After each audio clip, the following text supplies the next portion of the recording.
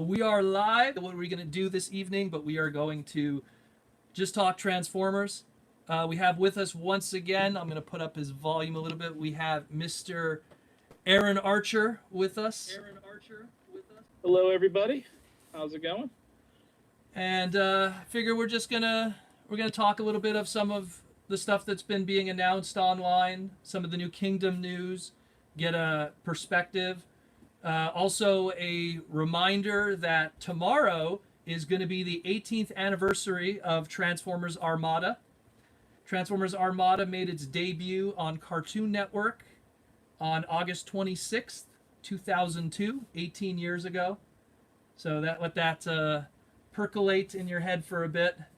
How old we are, how many hairs we've lost out of our heads. Or how many fans were birthed out of it, that Armada was one of their first shows. So, again, 18 years, Armada tomorrow. So, essentially, we'll just do some super chat today if people have questions for both me or Mr. Archer, anything related to Transformers past, or a interpretation of what they feel will be coming in the future. Let us know. Again, we're just going to wait a little bit anyways because Super Chat is slowly... Oh, Larry's here. Everyone's starting to pile in now. Everyone's starting to pile in slowly, and we'll just enjoy this evening. Last week was pretty good. Just kind of winged it, answered some questions, but now we have all this new news. It's pretty clear that we're going to be entering a very strong Beast Wars era. Which is a good thing. I feel in a lot of ways we're kind of... I feel like right now, despite the fact that we have so much product coming out, I still feel like we're kind of in a gray era of Transformers. Like we're on the cusp of another boom, and I feel we're kind of in a lull right now. Despite the fact that we had the Netflix series and there's so much going on with product and everything. But in the same way that, I mean, before 2007... You know, during Cybertron, well, hey, we had that big Primus toy, we had that big Starscream toy. You know, I think the Classics line was just starting to become a thing in 2006. The Titaniums line was starting to also kind of roll out a little bit.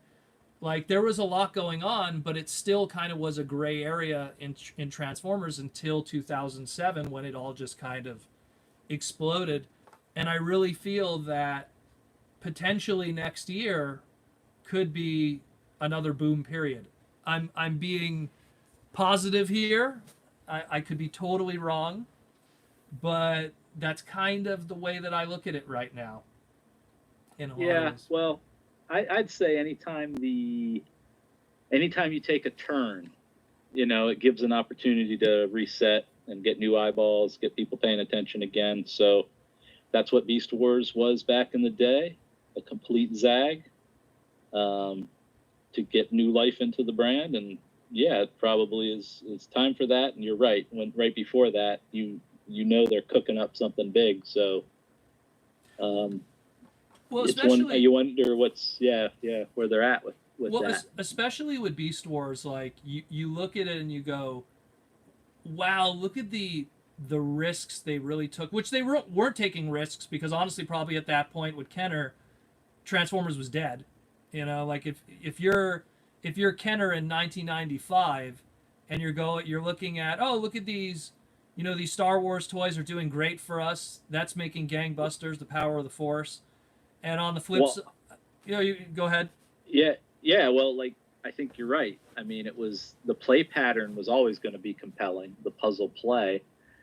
So they made a radical change with the form factor and all, obviously, and that saved the brand for a while. And I think you can see that same thinking of how do we apply this play pattern to things like Animorphs.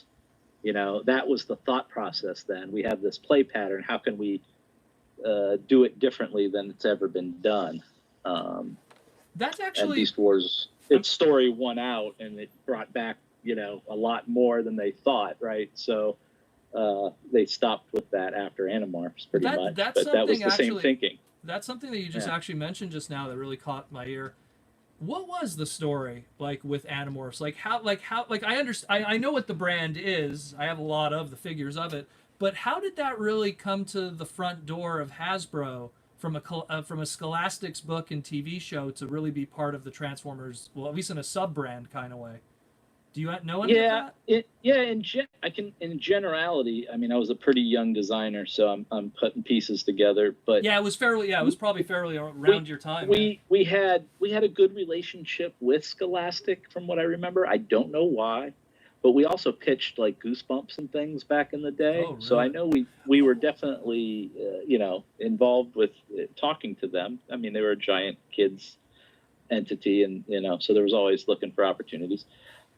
So I know they came to us with Animorphs, and I know that the president of Kenner was the one who dictated that it had to be Transformers Animorphs.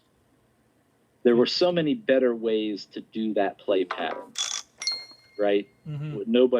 No one thinks those toys are completely stellar. And if you really want to turn a kid into a tiger, there's a lot of ways you can do that and not involve transforming play. We did it on Batman and all kinds of places. So that was an edict, and I think it was to keep Takara working or something, or a partnership going. It was to get Transformers as a brand again, bigger as a play pattern. So whatever it took to fill the shelf space, maybe it wasn't all going to be about the Cybertron war. Maybe a couple feet of it could have been something else, right? Well, yeah, and especially that was the mentality, especially kind of protecting for the future, right? If the G1 or G2 died, they weren't trying to bring that back. No, they weren't. What are we going to do with this next? Was the idea, and Beast Wars went out, and then what happened, and we got it back, right? And it's back where it should be. But there was a time where it was a slippery slope for sure. Well, and you mentioned also like the relationship with Scholastics, because you reminded me now. You guys at one point had this subline called Microverse, and you actually had Goosebumps product. Absolutely. Yeah. Goosebumps product that I just remembered now. I was like, oh, that's true. So yeah, there clearly was some kind of relationship there then. I totally forgot about that. And it was a big deal for Scholastic because they were gonna, there was a TV show. They didn't do a lot of media back in that was a big deal back in the late 90s. So I think they were putting the full court press on, and I think Hasbro was participating in that idea of the full court press.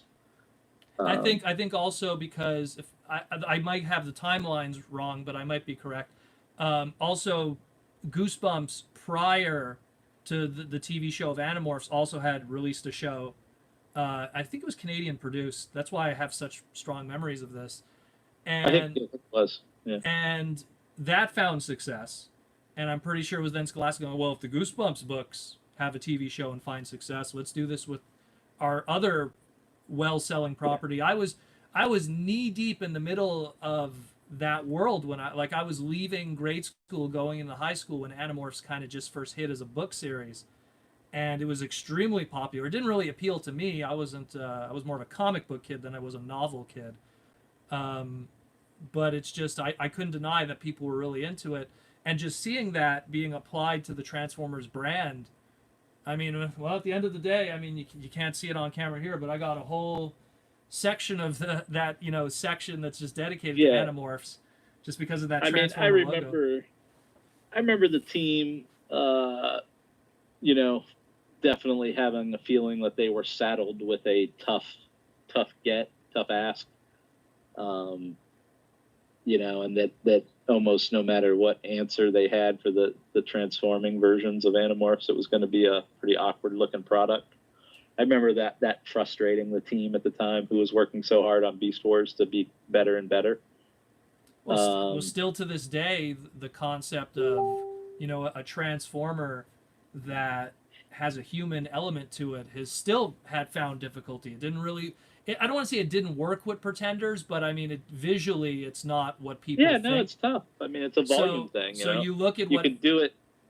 Well, I was going to say, like, you look at what Animorphs did, and it's like it's literally a human head with some kind of Frankensteinian body of whatever that animal was going to be, and you just had You had the hope that late 90s ball joint, plastisol, ABS, whatever technology could throw together and put it on the shelves and sell it. Boy, I never thought we'd do the Animorphs dissertation. Oh no, well that's why that feels pretty good. That feels pretty good. No, but it dawned on. Well, it's just because when you mentioned it, I was like, man, that's something that we totally skipped over because that was such a blip in that late 90s history of especially during that boom period. Because again, it was something that could have only been done riding off of the coattails of the success of Beast Wars. Like Beast Wars was still, I mean, Animorphs was 98, 99. That was like literally just coming off of season 2 of the show, and the brand was as hot as it ever was in terms of just toy sales and popularity with the age groups and ratings with TV shows. And then here comes Animorphs. Yeah. Back in the 90s at Kenner, when I was at Kenner more, it was always Hasbro, but at the Kenner office, that stuff would happen more often where things would just come in one day and you'd have to attack it and it would be on shelves, 11 months later. And you didn't even know where it came from or why it came. And Animorphs definitely lived up to that. As the company focused on its own brands, you need to plan your own brands, and that you don't get those kind of zingers thrown at you as much as my career went on. But in those early days, we would throw in, that's where Planet of the Apes came from, and Congo and any of these things. We can do it. What was like a non-Transformers brand that you really enjoyed getting attached to when you're at your time at Kenner? Well, again, you bring up my interest in monsters and creatures and stuff. So doing the Alien Resurrection signature series product was a lot of fun for me because it was like the most adult stuff that Kenner had ever done at that point. If you think of it, that was the idea. Pretty tame by today's standards, but especially then, with what Todd McFarlane would do later. It was a pretty back then it was still pretty groundbreaking for Hasbro. So getting to do those aliens and battle damage aliens and some conceptual versions of aliens was probably my favorite non-Transformer stuff. Any other brands that come to mind that you have good memories of that you really enjoyed working on? Well, we talked a little bit about it. I was charmed to work on Batman in the Kenner 90 days, Batman animated, and Star Wars Episode 1. And I didn't work on too many kind of the challenge brands where it comes in and you already know it's going to be a closeout brand.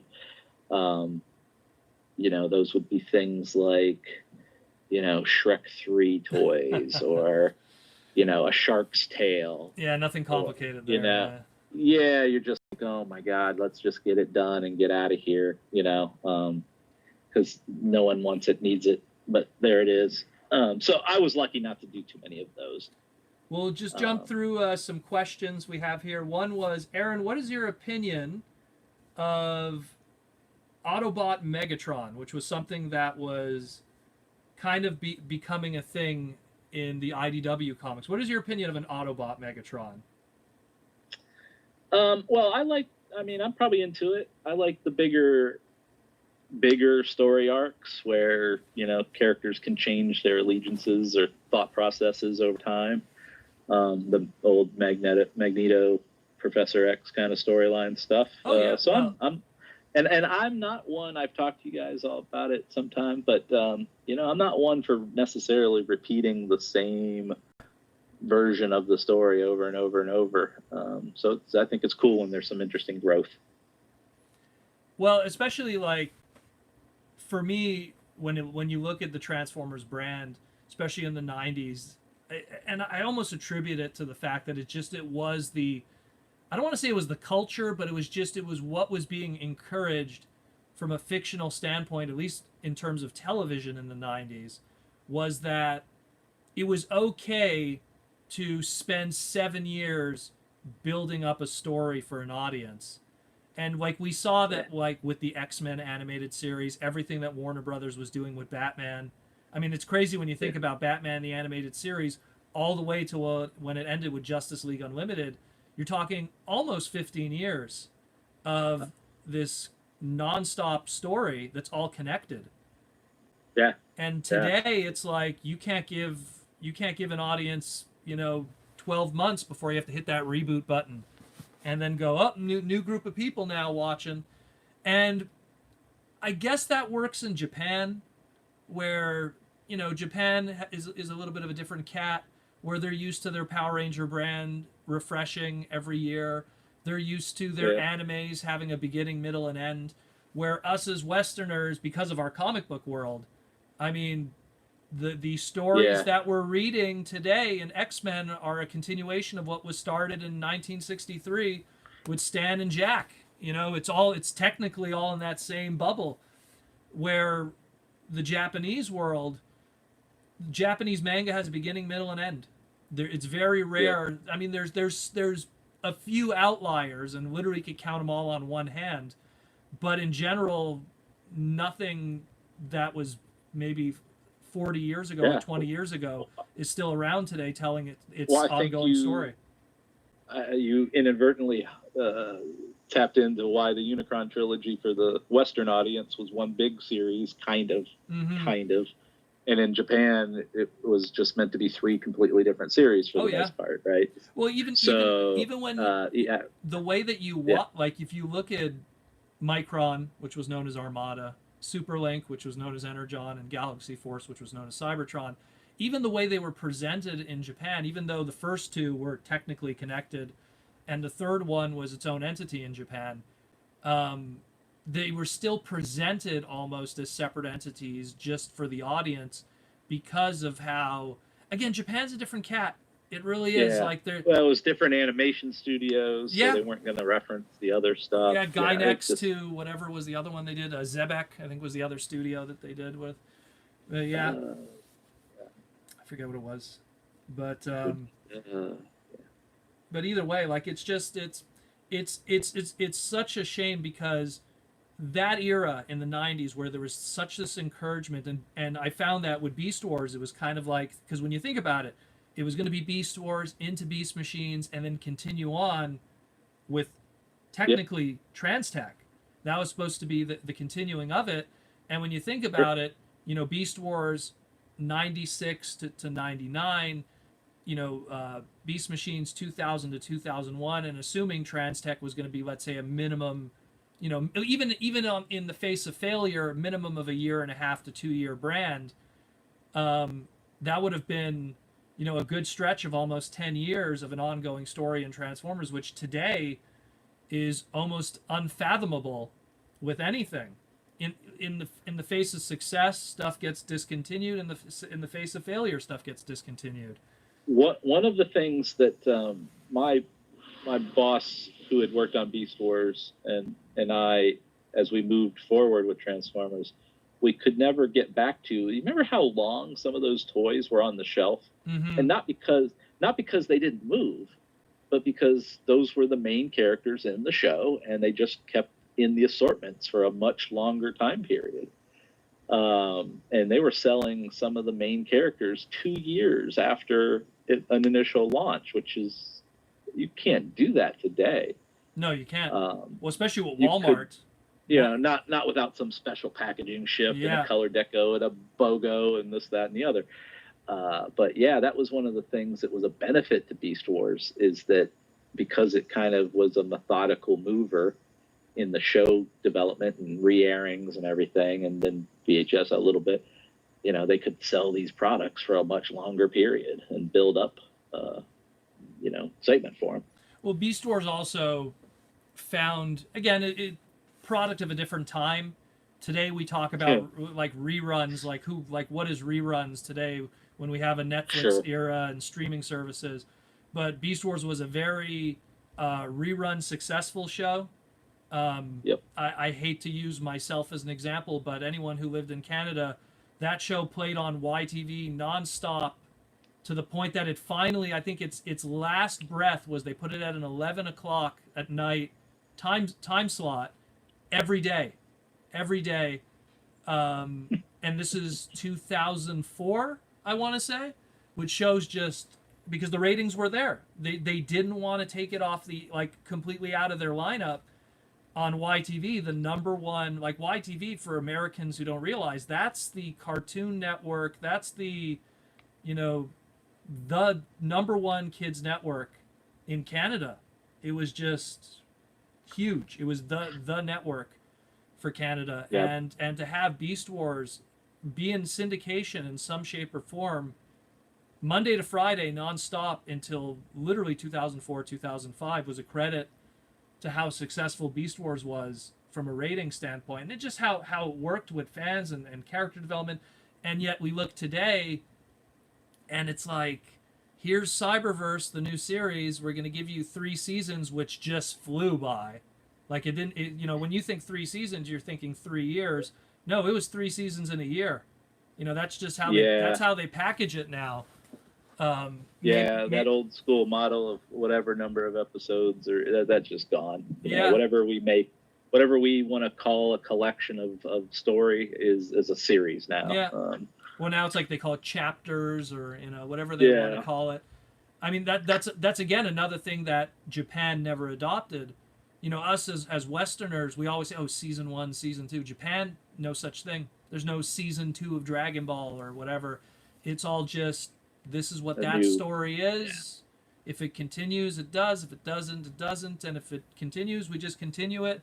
And it's not another season, because there is no reruns there. That's, again, it's but they're also telling a full story, not just there's a beginning, middle, and end. Episode, you know, the American models, you got to be able to run them in any order. Yeah. You know? Well, the episodic. Therefore, format. you can't really have a continuity based storyline unless you're a partner of the network trying to do that. And it's a shame too, because when it comes to the evolution of the people who are buying this product, because the reality is, and I just feel that the evolution just really is there. I mean, I just posted on Twitter not too long ago, some people might have seen it. Japan has started to produce walking canes based off of early 60s super robot properties. And it sounds crazy, but these individuals who are in their 60s and 70s are going to look at those walking and they're like, hey, I remember Great Mazinger and, you know, Gigantor, aka Tetsujin 28, you know, and Astro Boy and stuff like that. Like, they're literally marketing walking sticks, like literally like support walking canes that you would get in, like, you know, the pharmacy section of Walmart, towards the elderly who grew up on that stuff. And this is just in Japan. Again, people who are hearing this, go on my Twitter. I posted an image of it. My buddy in Japan sent this out, because it's such a reflection of how things are now, in that we really need to, like, if you have these big brands like Transformers or Batman or stuff like that, you have to recognize the money that could be made from a storytelling standpoint, from an audience standpoint. I mean, the one thing I'll always give Marvel credit for is, you know, up until a certain point, they accepted that they were comic books for kids. But around the 90s, they just took a pivot and they went, well, wait a minute. We have some fans here that are in their 30s, and this is in the 90s. In their 30s, we need to make product, and not, when I say product, I mean story, comic books, action figures, aimed at a larger audience base, because they're out there. Now, granted, Transformers is a younger brand, 84, that's when it started. You know, Marvel starts with Fantastic Four, X-Men, Avengers, you know, between 61 to 63, 64. If you want to be more stringent, you could go to Timely Comics with Captain America. But it's just, I think Marvel realized very early on, and again, like the early 90s, they learned, we have a fan base back then that are in their 30s, and now that same fan base now is in, some of them are in their 60s, and everything that they put out more or less is primarily aimed at that mid-teen to adult audience. Like, nothing is 100% aimed at a younger audience, and when it is aimed at a younger audience, it's clearly packaged in that preschool rescue bots slash superhero squad, whatever you want to call it, that they did. They do something it's blatantly for kids, blatantly, like it's 100% for children. Where I think that Hasbro really needs to start looking at their brands and taking it more seriously, in the same way that, when you look at Hot Toys Batman figures, that's an adult only market. When you look at, same thing with Masterpiece Transformers, So sure. when you say Hasbro should look at it more serious, in which direction? Well, I think that the one thing they do have to realize is they can't put the genie back in the bottle anymore. And what I mean by that is the genie right now is the mobile and video game industry. Yeah. And that genie is never going back in the bottle. You'd have to, like, on a government level, completely ban video games in order to get the eyeballs of that 3 to 13-year-old demographic onto toys, because it's getting worse and worse as someone who runs conventions, and you're just not seeing kids anymore. It's just they're becoming an extinct breed of people when it comes to toys and stuff. But I also run video game conventions, and then they all show up, and then all of a sudden there they all are. Now, granted, their parents brought them, but they asked their parents to bring them because Pikachu was going to be there, or Super Mario, or Halo, or Fortnite, or Call of Duty, or whatever their jam is, Minecraft. Whatever the flavor is for them that month, that week, that year. But I think that Hasbro really need to, and it might be at a detriment to them in the long run, in a small sense, that if you focus primarily on the adult audience, you alienate the younger audience. But the flip side of that argument is they spent 5 years with Rescue Bots, and they didn't build an audience out of it, in my opinion. The general consensus that I have with Rescue Bots was it sold well because those adult parents were buying it for their kids, but as they were buying it for their kids were still reaching for the cell phone. And it's kind of like how dad forces you to go fishing with them, and you think, dad thinks he's being successful because you're there holding the fishing rod for 2 hours. But the second he got out of that boat, he ran to his Nintendo back in 1987. So it's something where I just feel, I feel that, and it sounds like a downer. It always sounds like a downer, but I feel like the market is entering a new era, and that new era is, if you wanted to at least make money, you're going to have to focus on where the money is. Otherwise, I mean, my dad's a die-cast car collector, and I'm sitting with my dad at those die-cast shows sometimes when he gets a table at those, and it is just guys over 55, and that's it. There is not a single child. Forget a child. There's not a single person my age at those shows, because even my generation, Hot Wheels was a part of the toy aisle, but it doesn't have that nostalgia factor that something like all those, those character brands had. And sure, Hot Wheels tried. Actually, they didn't try, because that's one thing I always give them crap for, was they had stuff like Attack Pack. Mattel had Attack Pack, which was these sentient trucks that had mouths and stuff. And I was like, why isn't there a comic, cartoon, anything of this? Nope, we're just gonna make the vehicles. That's it. Nothing to supplement it. Which could have... Well, Mattel for the longest time had a very shallow entertainment threshold. Oh yeah, well, when you really think about it, after He-Man, you would think about it. Here's their Barbie brand, and this is their bread and butter, their multi-zillion-dollar brand.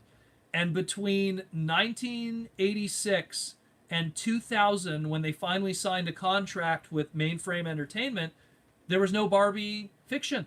There was the occasional Barbie Marvel comic back in the early 80s, which obviously died because at that time little girls weren't really reading comic books like they are today, if at all. And then you had the Barbie and the Rockers straight to VHS cartoon, which was only really made just to combat what Hasbro was doing with Gem, and that was it. Otherwise, Mattel was sitting on their laurels going, oh, we put out a doll with a new hat, it's going to sell. We don't need a cartoon or a comic or a movie or anything. And it wasn't until 2000... Well, they weren't wrong. Yeah, well, they survived. But it wasn't until 2001, 2002 did a fire get lit under their ass, which was essentially MGA Entertainment bringing out the Bratz and all their dolls.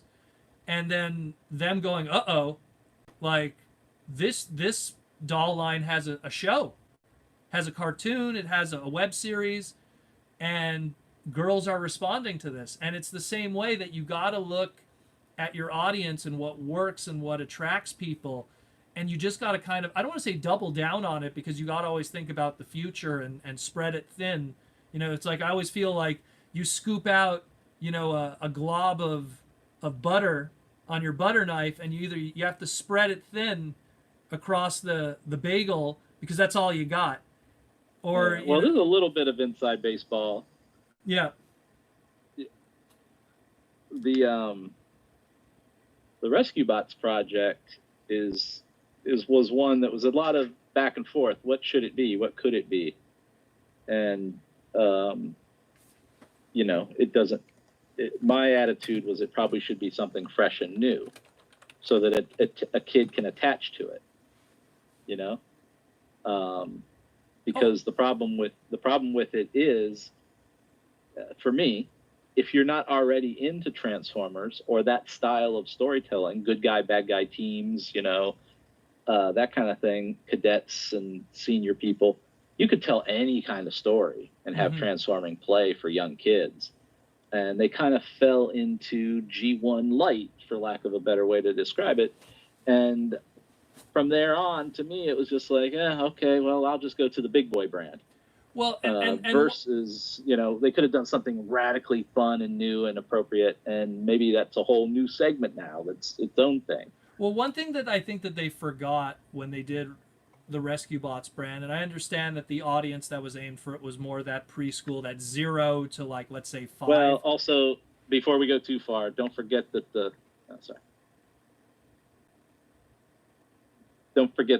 hub needed content, a success. Yeah. And having it closely related to Optimus and Bumblebee meant that they were going to get the eyeballs they wanted easier.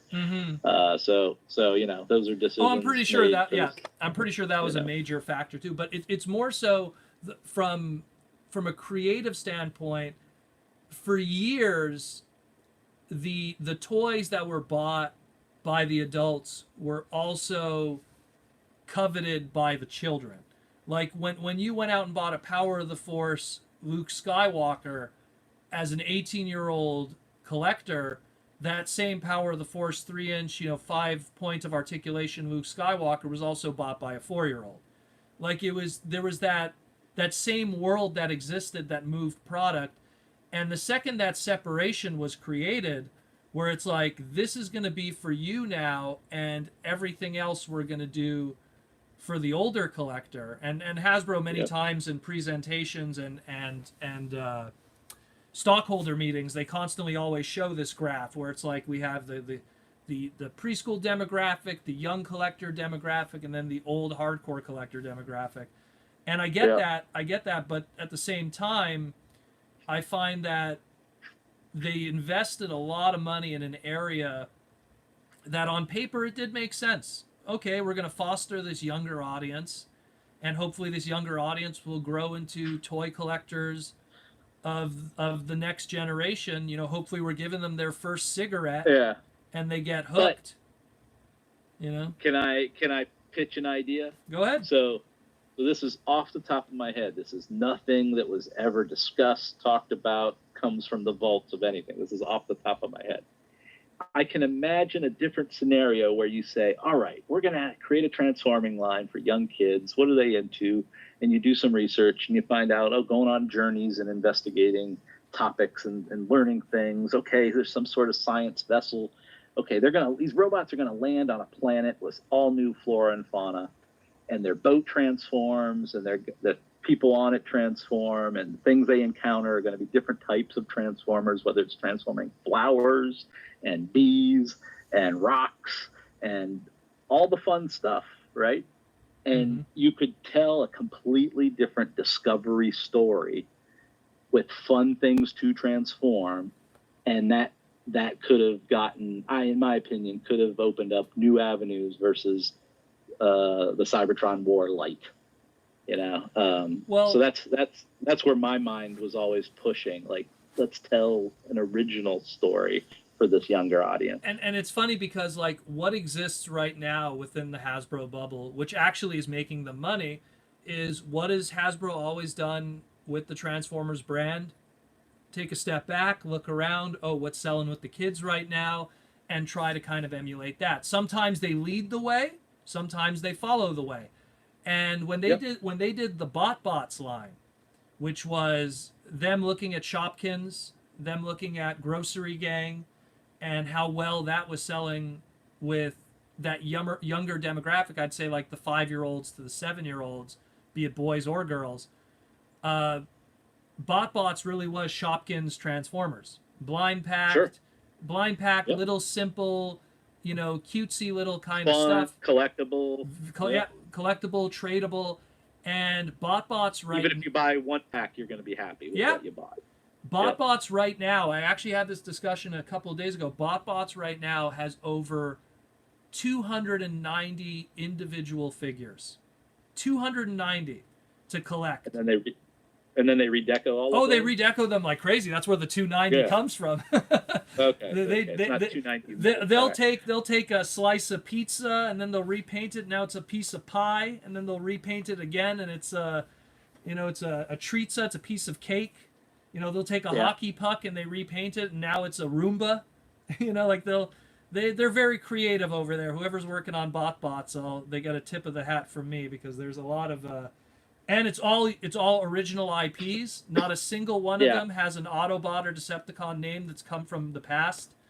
Good for them. But no cartoon, no comic book, no nothing. That's where no strip. That's where it's tone deaf. That's where you have something here that you could literally create a media franchise that could be and again, if there's one thing I love, like, Marvel is going to be something, I'm telling you, 20 years from now, a smart film teacher is going to be doing classes going, this is the Marvel way. And I'm not talking about the comic book way, because that used to be a thing too. The Marvel way was a comic book term. But the Marvel way as a media company. And it was just like, how do you get kids who had no idea who Rocket Raccoon was since the 1970s, and even comic book fans had a barely an interaction or indication of who this character was, and now it's a Halloween costume being bought by 5-year-olds. You know, when Marvel came into Hasbro, they were debating, you know, Iron Man or Hulk, which one should they kind of make the bigger deal. They ultimately went with Hulk because Tony Stark and Iron Man wasn't as well known at the time as a character. And I always thought that attitude was kind of weird, not because of those characters, but just the idea that, well, anything that's going to get a feature film is going to get, and if it happens to be good on top of that, exactly, it's going to build the thing that you're desiring. If you think it should exist somehow beforehand when it was just a piece of paper, you're kidding yourself. Because really. And you just pretty much took the general concept, because when you think about those two brands, Iron Man and Hulk, Sunbow Entertainment, 1982, yep, they made a cartoon for him. Marvel gave him his shake of television exposure. Lou Ferrigno even before that with the live action, and you can't say that there wasn't any less space on the rack for Hulk than there was X-Men or anyone else back in the 80s for comic books. It's all a matter if you want to buy it or not. Same thing with Iron Man. Iron Man in the 90s, Marvel Action Hour, he got his 13 episodes and then a season 2 of another 13 episodes. He was put up to bat. Tony Stark went up to bat. during a time when Marvel was hot in the 90s for cartoons with Fantastic Four and the X-Men cartoon and Spider-Man wedged in between the Tick and everything else with the Fox Kids Hour. It was all there. Tony Stark went up to bat, and everyone just said that he was swinging fouls, and then he finally struck out. No, and the play pattern that Toy Biz was doing with Tony Stark, which today I look back and go, oh, that was kind of pretty cool. The play pattern was you got a base Tony Stark figure, and all the armor was interchangeable among all the different figures. So it had this armor play kind of gimmick going on that Toy Biz did, and they ended up testing it with other toy lines. They did it with Ronin Warriors and a whole bunch of other stuff that Avi at the time, Avi Averad with Toy Biz, was messing with. But the point is that Iron Man had his chances many times in the 90s, swung and missed. Same thing with Hulk. Hulk had a cartoon, swung and missed in the 90s, had a toy line, swung and missed. Comic books were always there. You can't say Marvel wasn't putting out a Hulk comic. He wasn't there. You can't say they weren't putting out an Iron Man comic book every month, during those times. It wasn't until a movie and the eyeballs, because that's the difference, is that you could do whatever you want with the Transformers brand. Tons of TV series, comic books, toys, one movie, boom. Yeah. All of a sudden, more people saw Transformers movie on opening weekend that had probably read all the comic books. Oh, totally. Yeah. And watched all the cartoons. So more and that's what happens. It's like finding an indie band that makes it big, right? Yeah. But the indie band only made it big because all of a sudden they were on Jay Leno, or the equivalency today of whoever. Yep. Whatever. Yeah. Whoever it is now, I don't even keep track of talk shows anymore. But the point is that that platform was there, and going all the way back, we kind of got off it. But like something like BotBots, where it's like, here's something that there clearly is a lot of energy there. There's clearly a lot of finance there because people are buying it. They've sold tons of product. How you take something from being good to great, and then how you take something from being great to, and I'm not even trying to over exaggerate, legendary. And when I say legendary, I use the term legendary from the term legend, meaning people talk about it years after the fact. Even though Street Sharks by Streetwise Entertainment was not a super successful toy line, people still talk about it all those years later and go, oh man, wouldn't it be great if they did a live action Street Sharks movie? It's literally a conversation that exists today because you go from Skeleton Warriors is like Skeleton Warriors, exactly. Oh, man, if Tony J was still alive to have his voice for the intro, to have that kind, you want to become legendary, where 10 years later, after there's no more BotBots toys being sold, people will go, hey, remember that BotBots cartoon? Oh my god, because it's not so much about the toys.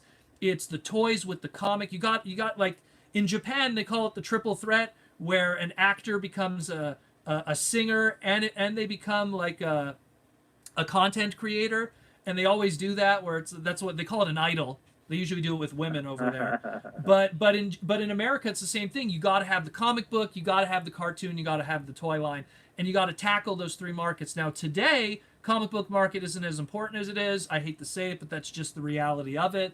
But the glowing screen of streaming services and cartoon market is just as important as it ever was.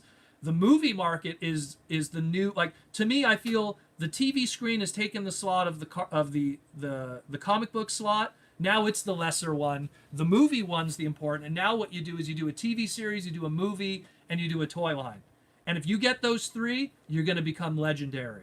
And again, when I say legendary, I don't mean in the like, oh my God, Babe Ruth, Wayne Gretzky, legendary. I mean that no one will ever forget you, because there's going to be a segment of the audience that years later is going to go, hey, I remember Cowboys of Moo Mesa. I remember Biker Mice from Mars. And why was that? Because Biker Mice from Mars, back in the early 90s, had a comic book, had a cartoon, had a toy line, had a video game. Cowboys of Moo Mesa had a comic book, had a cartoon, had a toy line, had a video game. The second you tackle all of that, you become legendary. BotBots doesn't have a comic book, doesn't have a cartoon, doesn't have a movie, doesn't have, maybe it has a cell phone game. I'm not up to breast on that, but maybe it has like some cheapy cell phone game or something. But definitely not enough content. well, that's just it. And yet here is something that sold tons of product. And that's where there's the tone deafness, in my opinion, when it comes to Hasbro, when it comes to that kind of stuff, where you got to, that's how you build brands that, and you might think to yourself, oh, well, if we make the cartoon and it doesn't do well, we're going to lose money. Don't think about the money that you're going to lose now, because same thing with Street Sharks. That show didn't make gangbusters back then, but it made it legendary that 5 years later, 10 years later, 15 years later, nostalgia is going to kick in because people remember it. And then, hey, Streetwise Entertainment, now owned by Mattel, you can now unearth that dead brand and you could pull off a movie because people remember it. Where if you didn't do a cartoon, if you didn't take that risk and it was just some throwaway toy line like Bone Age, or I'm trying to think of another like only toy line. God, there wasn't a lot of them in the 80s because people were actually smarter back then. Starcom. I think Starcom had a Did one. Starcom have a Yeah, I think it had a VHS one-shot thing. Yeah, I think it did. I know there was a weird one. I'm trying to remember. It wasn't Centaurians because they had a cartoon too. But the point is that again, it's harder to think of them in the 80s because they were thinking like that. In the 80s, there was that synchronicity of people going, yeah, you got to contact Marvel or DC and get a book going while you do your one episode shot that could potentially lead to a TV series while doing your toy line, whether it be robotics, whether it be, I'm trying to think of some girl brands here. Jason the Wheeled Warriors. Jason the Wheeled Warriors, again, another one had a comic book. Mask was a DC comic book, Mask was a cartoon, and Mask was a toy line, and I'm pretty sure had a comic book. What? Even Superpowers had a comic book. Well, there you go. Even DC knew back then we're going to do a toy line based on all of these brands that we already have comic books for, but we're going to do a Superpowers comic book. Like that is the secret to that, and still years later, hell, even DC did Total Justice comics. Exactly. It's that's how you become legendary. That is how it is that they will never forget you, even if you in the minds of stockholders failed. When you look back and you go, Cowboys of Moo Mesa, like that clearly didn't do well because we're not talking about it today. But it's like, yes, but if like Super 7 or one of these smaller companies put out a Cowboys of Moo Mesa figure line, someone's gonna buy it. Someone's gonna buy it because there's people that remember that stuff. They'll just do it in lower numbers. As designers, one of the things we used to kind of talk about, because our names aren't on these things, and you don't really have a dialogue with the kids that buy them. Up until recently, there weren't conventions to have a dialogue. Mm-hmm. So one of the things we used to say is, well, I hope I make cool enough toys that when kids are at college and maybe hanging out, talking about their childhoods, having a beer, they'll bring up that crazy yellow Batman I had with the giant claw, Yeah, that thing. And you remember the one with the purple, racer bike, and that you would have, just like you said, elicit some good memory, even if it's a funny one, that left an imprint, right? Left a mark. Well, especially that was a cool thing to have had. Especially those Batman toys. When you're talking, I think it was Legend of the Dark Knight, Batman Returns, when they really started rolling out those repaints by Kenner, repaint retools and accessory attachments. There's always tons of kids where they didn't get that vanilla Batman. They got Arctic Attack Batman, Deep Scoot Laser Batman, whatever Batman of whatever subline that had all those multicolor repaints, and that's what imprints. And it's a nostalgia for that, and what makes it go the level more, which I understand why they didn't do it with Batman, because they didn't really feature it in the fiction, because it would be too much, I would imagine, for them. Imagine Bruce Timm's Batman the Animated Series, and all of a sudden he starts busting out some of those backpacks, some of those bright yellow stuff. I mean, yeah, maybe. I pitched DC that several times. They used to do these like weird sketchbook kind of books, as if you were going through Batman's computer with all his gear. Okay. And I was like, why don't you just get a bunch of your artists to do their interpretation of these crazy designs, so that it legitimizes what you are approving the character can do. You know, it's not like, I mean, certainly Kenner was making that stuff up. So here's a really good one. I just want to just DC could have bought into it deeper. That's all. I just want to point out someone in the chats. I want to point him out here. Snoke Spinal Tap. He brought up a really good one. Beanie Babies. Beanie Babies was a phenomenon, to the point that people were buying it, people were speculating. But you know what Beanie Babies didn't have? It didn't have a comic book.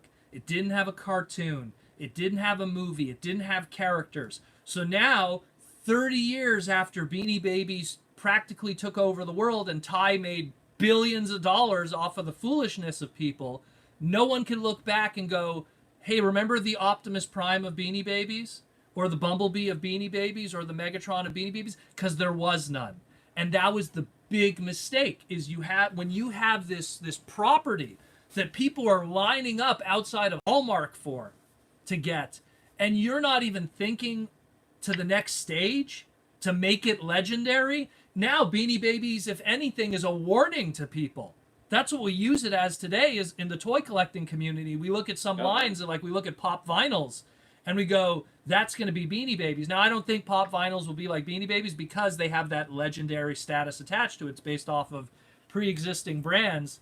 So, yeah, there's always going to be some love for those characters. Well, that's you can make fun versus a purple salamander. Yeah, exactly. A purple salamander named named Flippy. Like, oh, I got the Flippy with the purple dots. It's like that's such a prime example of being tone deaf, where Ty could have taken all that stupid easy money that they made selling Beanie Babies and just turned to Lou Schneider, like turn to Filmation, like the lowest tier, or Ruby Spears, or even like the lower animated guys, and go, hey, could you do a cartoon? Could you do like something where, 7 of our characters actually make sense, in the same way that Hallmark took this crazy little line called Care Bears and turned it into a fucking media franchise that we still talk about. That's American Greeting. American Greeting, thank you. Sorry. Yeah. And turn it into... that was my first job out of school, so I feel somewhat responsible. But there you go. Where here's this thing that it could have been just something relegated to that American Greetings bubble. But nope. Comic book, bed sheets, cartoon, C64, Commodore 64 video game. Like there was a movie. There was a movie. I think there was 2 movies actually. Yeah. Like they made sure we're going to make you legendary. And what happens? You turn on Netflix, you turn on Dave Chappelle, the stand-up comedian, and he's talking about Care Bears. All those years later, now you're pop culture. You are legendary. That's the one thing that needs to be established, and Hasbro needs to really start understanding what makes something legendary, what makes something nostalgic. In the same way that now all the stuff that you do at Armada, the timing is now where all those individuals, all those kids that grew up with Armada, they were watching Cartoon Network 18 years ago when that first episode debuted tomorrow, tomorrow 18 years ago. Now they're 25. Now they're 30. Now they remember, Jetfire being the pants of Optimus Prime and that being their Optimus Prime. Remembering Hotshot instead of Bumblebee. There was no such thing as Bumblebee for them growing up. It was Hotshot. That was the yellow car that attracted them. Yep. So there's that whole aspect of it that Hasbro really needs to grab a hold of. Well, I wonder with that acquisition, what is it? Entertainment. Entertainment One, E1 Entertainment. I wonder if that will take because there's, they have a lot of brands, and to do justice to all of them is quite a Herculean effort, right? Just for exposure's sake, how do you do all that? But so they're probably placing bets and I bet BotBots just doesn't make the cut right now. I'm surprised they haven't put it into the hands of a comic book or comic strip writer slash artist. They literally sit with IDW with all those books that they, and granted, I feel that, and again, I don't want to knock the comic book industry and all my buddies in it, but it's like I feel that it might not be the best direction to go right now, especially in the world the way it is today, especially with any tangible media. I'm just talking like a comic strip, like a daily online thing. Because they're funny. They're funny characters. If you could do a short, YouTube channel, flash animation, something that just gives birth, because to be honest, a lot of those smaller brands like Grocery Gang and Shopkins, that's how they put out their media.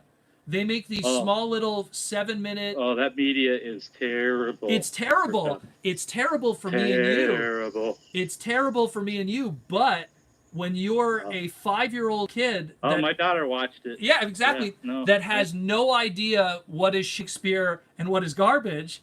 You're going to eat that up and then create a nostalgic connection to it. In the same way that there's stuff that you have a nostalgic connection to, that through the eyes of someone that doesn't have the ruby glasses on could be perceived as terrible. There is so much stuff. Parents in 1930 whatever thought Superman was just as bad as I can imagine. Today think SpongeBob is. Yeah, I guarantee it. I can imagine. It's just that's how it goes. But it's just that's what I think that with the acquisition of E1 Entertainment, I think it's Hasbro really building their army right now. I think that if you're going to be a contender and do it seriously, you got to do it like that. I feel like Hasbro has been looking at Disney because they've had a relationship for years. And I think they were always looking at Disney across the boardroom table and going like, whispering to her, we got to be careful with these guys. It's kind of like two countries, right? Where it's like they're allies. It's kind of like World War II. Here's Russia and America. They're allies in the war. And then one day, that ally might become a Cold War enemy. And I think that it was just Marvel going like, not Marvel, Hasbro going like, I think we need to build our army a little bit because these Disney guys, they one day might own that Star Wars franchise that we work on. They one day might own those Marvel Legends stuff that we work on. And they're right. And then you look now Hasbro does the Disney Princess line. It's no longer in Mattel's hands. So the relationship is there, but just like the old saying, sometimes, you keep your friends close and your enemies closer. I think they've kept their enemies so close all these years, and they know what Disney's MO is and their plan for the future in terms of entertainment. And I think it's Hasbro just going like, we're not going to let these guys own us. We got to build our own army just in case if one day they come knocking on our door and going, hey, we'd like to buy you. We notice you're having financial problems. Because that's going to one day be Mattel. I feel one day, I feel like I'm just going to turn on the computer and it's going to be like, oh, Disney bought out Mattel. They couldn't, they own Barbie now. They already own Fox. They already own, Well, you got to look at, if we're going to have that discussion, you got to just break everything down into assets and to buy Mattel and their debt and all that and write it off or deal with it, just for the sake of getting properties and logos and icons like Barbie and Hot Wheels and He-Man. The one thing I'll give Disney credit and many others. One thing I'll give Disney credit is whatever they end up buying and throwing, like even if they buy something that has debt and they buy something that they have to also put $300 million to own, they just find a way to then make something that then just pays it all off. Like I think someone was saying like they bought Marvel for I think what was it, 300 billion or something, or not 300 billion. I think it was 300 million or something, and they made it back with like 2 movies. Ignoring everything else, ignoring the toys, the merchandising, the licensing, just 2 movies made back all that money. So it really was. I think that if they end up buying any toy company that's in dire straits, they'll make the money back in a split second if there's an IP that's doable. I see Disney. If Disney bought Mattel, they'd make a He-Man movie tomorrow. They'd make a He-Man TV series tomorrow. They'd make like a full-blown He-Man toy line tomorrow.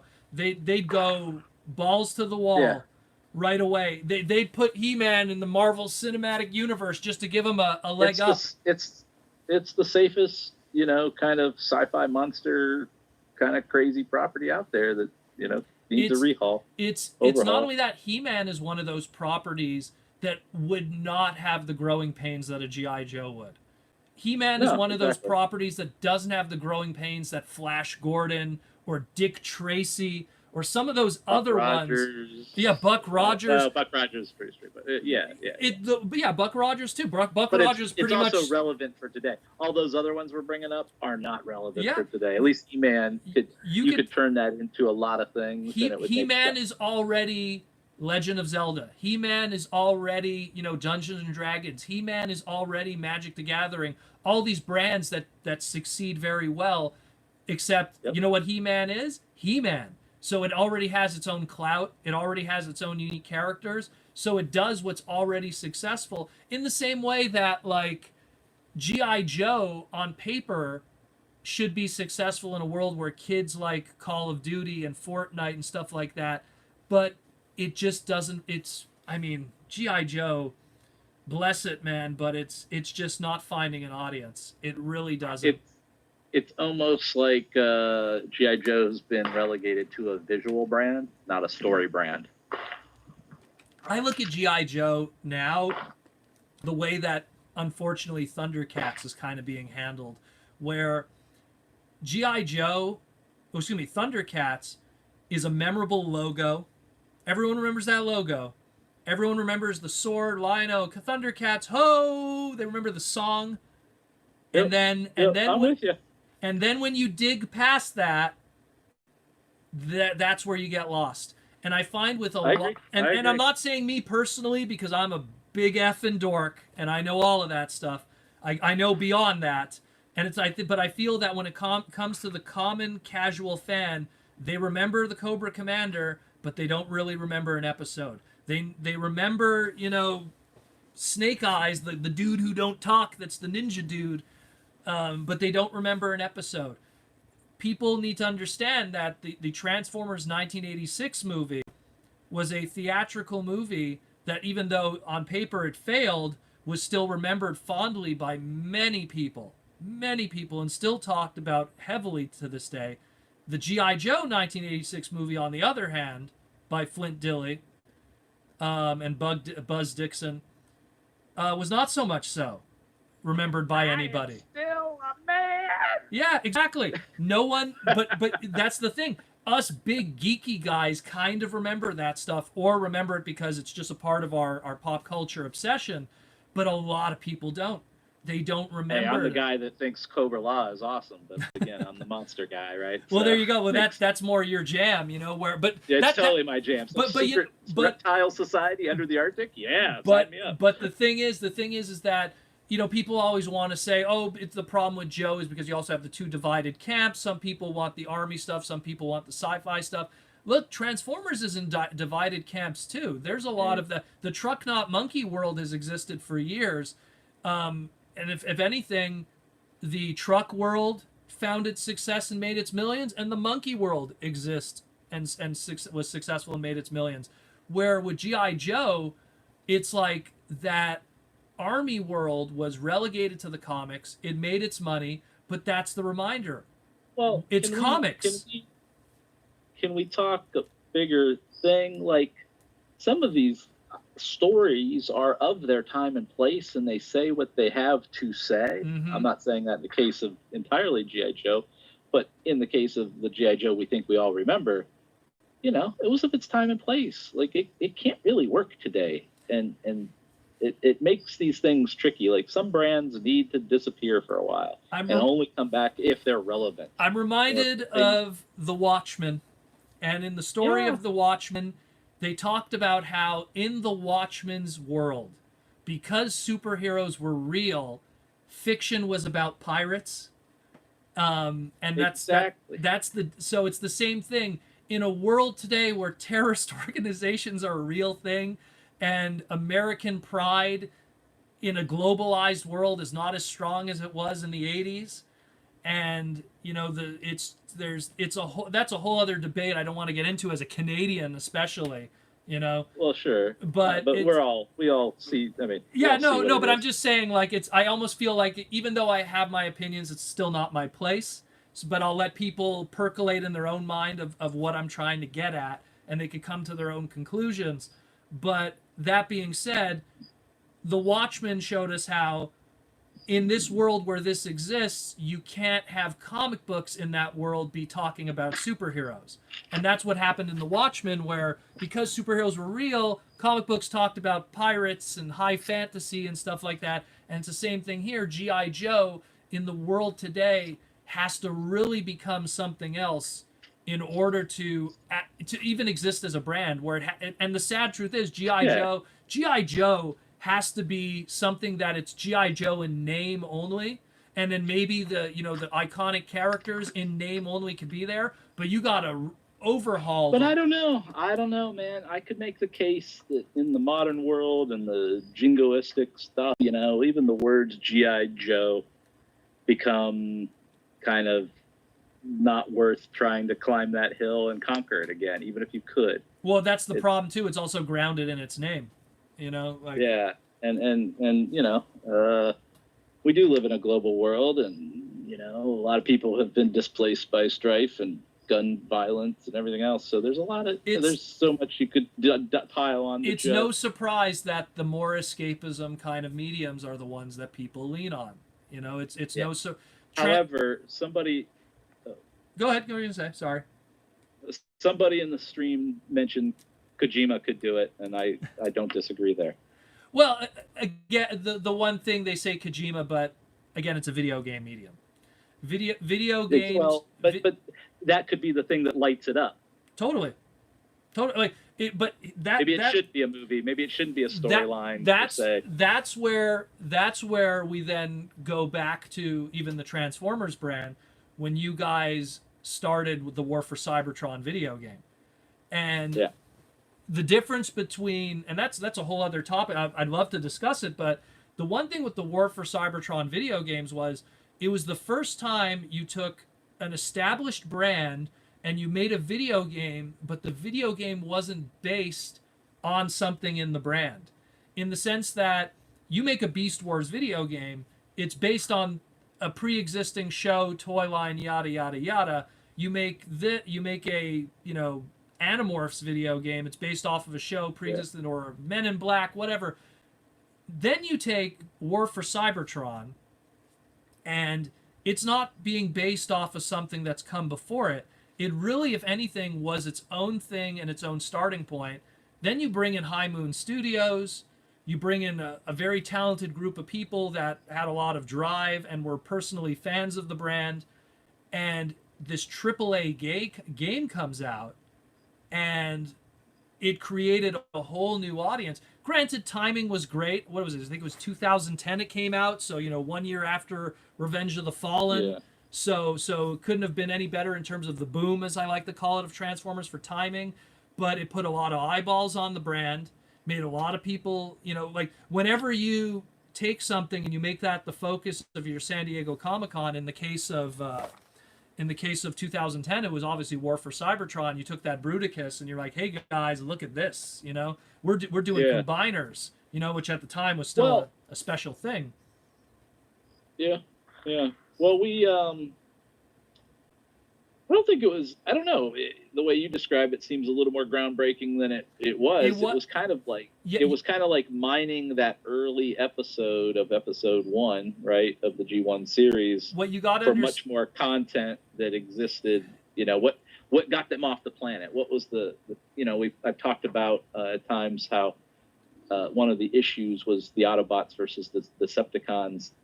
Didn't have a lot of teeth to it, and that one of the things about modern storytelling is you want to have a real conflict between your hero and villain. One thing that you got to understand though with the War for Cybertron games is that when you look at, and I mean literally just go across every major piece of popular pop culture media, and then you regress back to the video game world, which is a monster today. and you go, all right, well, let's look at Marvel, right? What has Marvel done in the video game world that was groundbreaking, that pulled in a whole new audience of people? They had some really good fighting games, and again, They had a Spider-Man. They had a couple Spider-Man. well, now there's a really good Spider-Man game. Now that, like, that new PlayStation 4 Spider-Man game that got a lot of attention. But that was a AAA game, and a AAA game is meaning like it's not just a little you throw your license at some company. It was a big deal, and that's another thing to make that game a AAA game. I think I lost you there. Sorry, I think I was talking to. Well, that should be highlighted. Like that War for Cybertron's goal. I mean, it was a AAA game. It was a AAA studio. It was a major effort on behalf of Activision. So we had to dance a little bit more in their pot than them dancing in ours too, right? Because they had to get that credits or the critic score had to be a certain number, and all that kind of stuff that goes with those games, right? To hit number one spot at launch, and well, if you're the metrics that matter. They're going to put all that time and effort into it. They got to make sure it brings back the numbers. Yeah, so I do remember, I learned a lot, obviously, during that time about how that all works. Very different than the movie games, to your point. Mm-hmm. Well, no, you can't even compare those two. Yeah. That's like two separate worlds in terms of the game industry. Those ones, ones have to meet these hard deadlines, and they're working off of scripts that are given to them third hand by the movie studios, so that they don't, they don't like it's. I can't even imagine, the process that must go towards those movie games. Not even just the movie games, but like, look, Beast Wars had a PC game and a PlayStation game, but at the end of the day, it was kind of a licensed game that wasn't really that good. Just kind of, I think it was even done through Hasbro Interactive at the time. And, then you fast forward to, Energon, not Energon, Armada had a PlayStation 2 game, was very good. It was very good, but at the same time... But it wasn't a promoted game. Yeah, it really wasn't. It was literally called Transformers. Like, they didn't even call it Transformers Armada. Like, they weren't even trying to promote it. It came out... By the time it came out, Armada wouldn't have been in all the markets. Well, it was originally... the prototype name, from what I remember reading online, was Prelude to Energon, it was being called. And then they changed the name of it because it really wasn't a Prelude to Energon. It came out right when, like you said, when Armada was already not in the market anymore.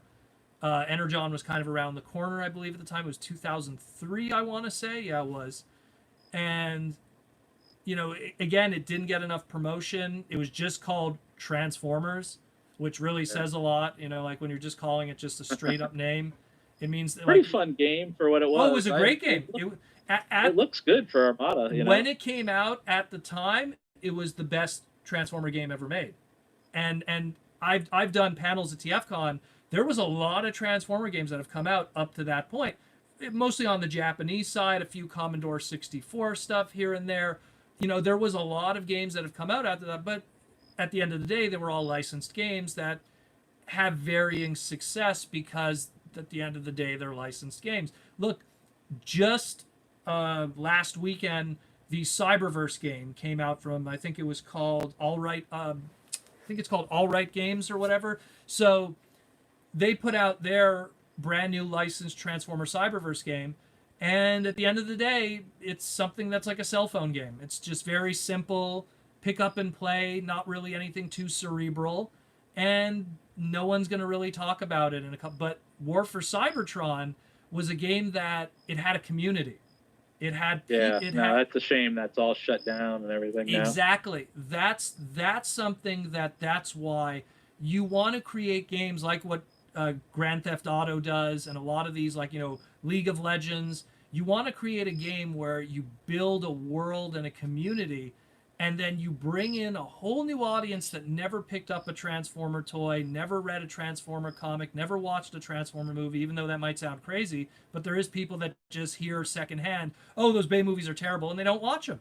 Just like how I'm pretty sure you could find people that never saw Avatar, because they just heard, it's a dumb movie, don't worry about the numbers that it made. And they just look. I've never seen Titanic. mostly because when it came out, I wasn't a 14-year-old teenage girl, so that was probably the first reason why I didn't see it. But I was just like, I'm gonna spend my 3 hours elsewhere, and I've still never seen it. And I think I could probably go the rest of my life without seeing Titanic. Not to mention it, but it was so ingrained in pop culture that it's been parodied, and then people still talk about it to this day, even though it's not really. You live in Quebec. You better go apologize to Celine. Oh please, she lives with you guys now. So how loyal is she to us? I am just a little French comedian girl. She has no meat on her. How would she handle our winters?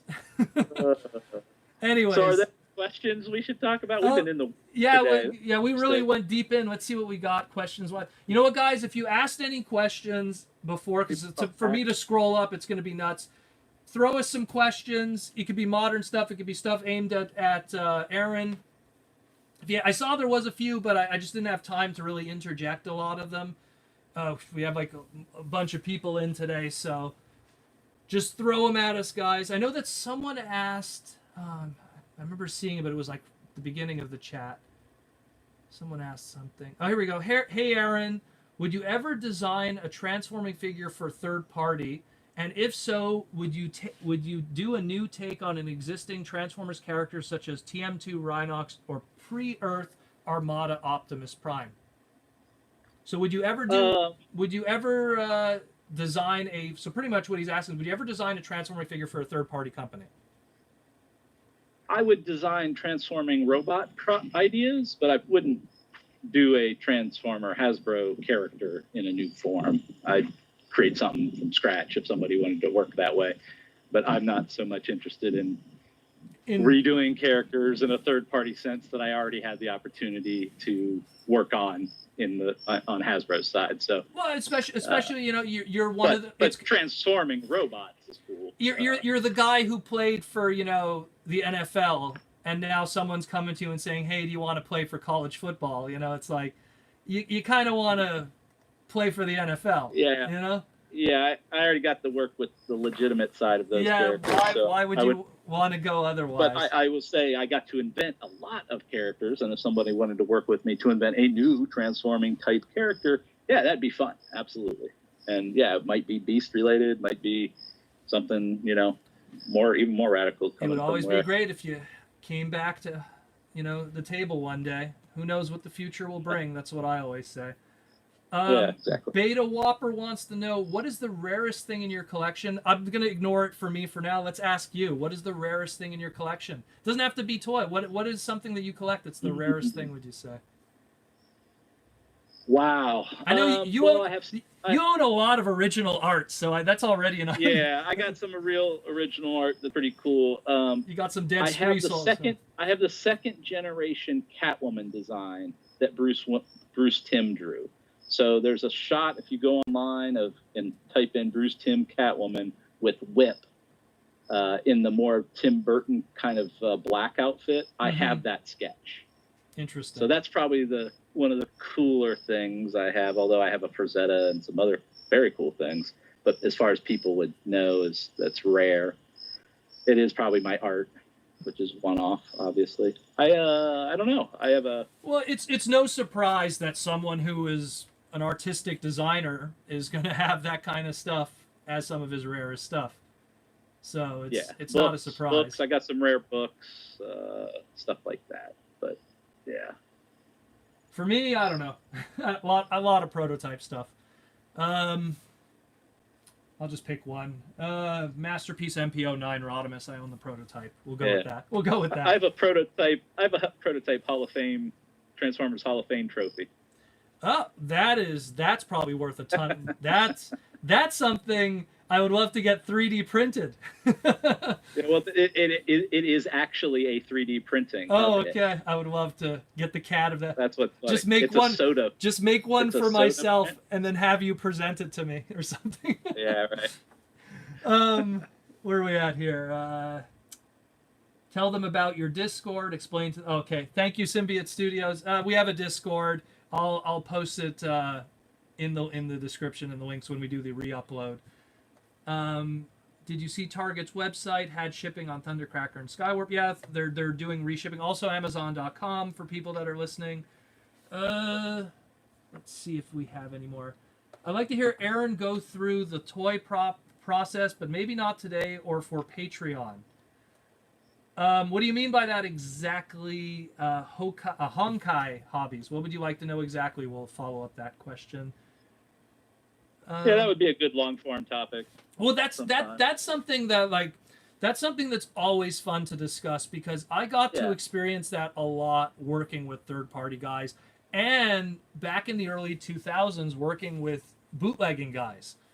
I'm kind of not proud of it today. How dare you? Yeah, well, because I would own really rare Transformer product, and I would literally go to these guys and go, you know what? I don't mind you taking it apart so that you can make a bootleg of it. Because I'm one of these guys that I don't care about like the value of owning it. Like I own a $2,000 Transformer, and if now there's a bunch of bootlegs of it, the demand for that one will diminish because it's easy to get a bootleg. But I don't care about that. I just want people to be able to enjoy it. But that was how I used to think, especially back then, where it's just like, oh, sure, make bootlegs. I don't care. Now, obviously I've gone through different processes and worked with people professionally, and I've changed my tune since then.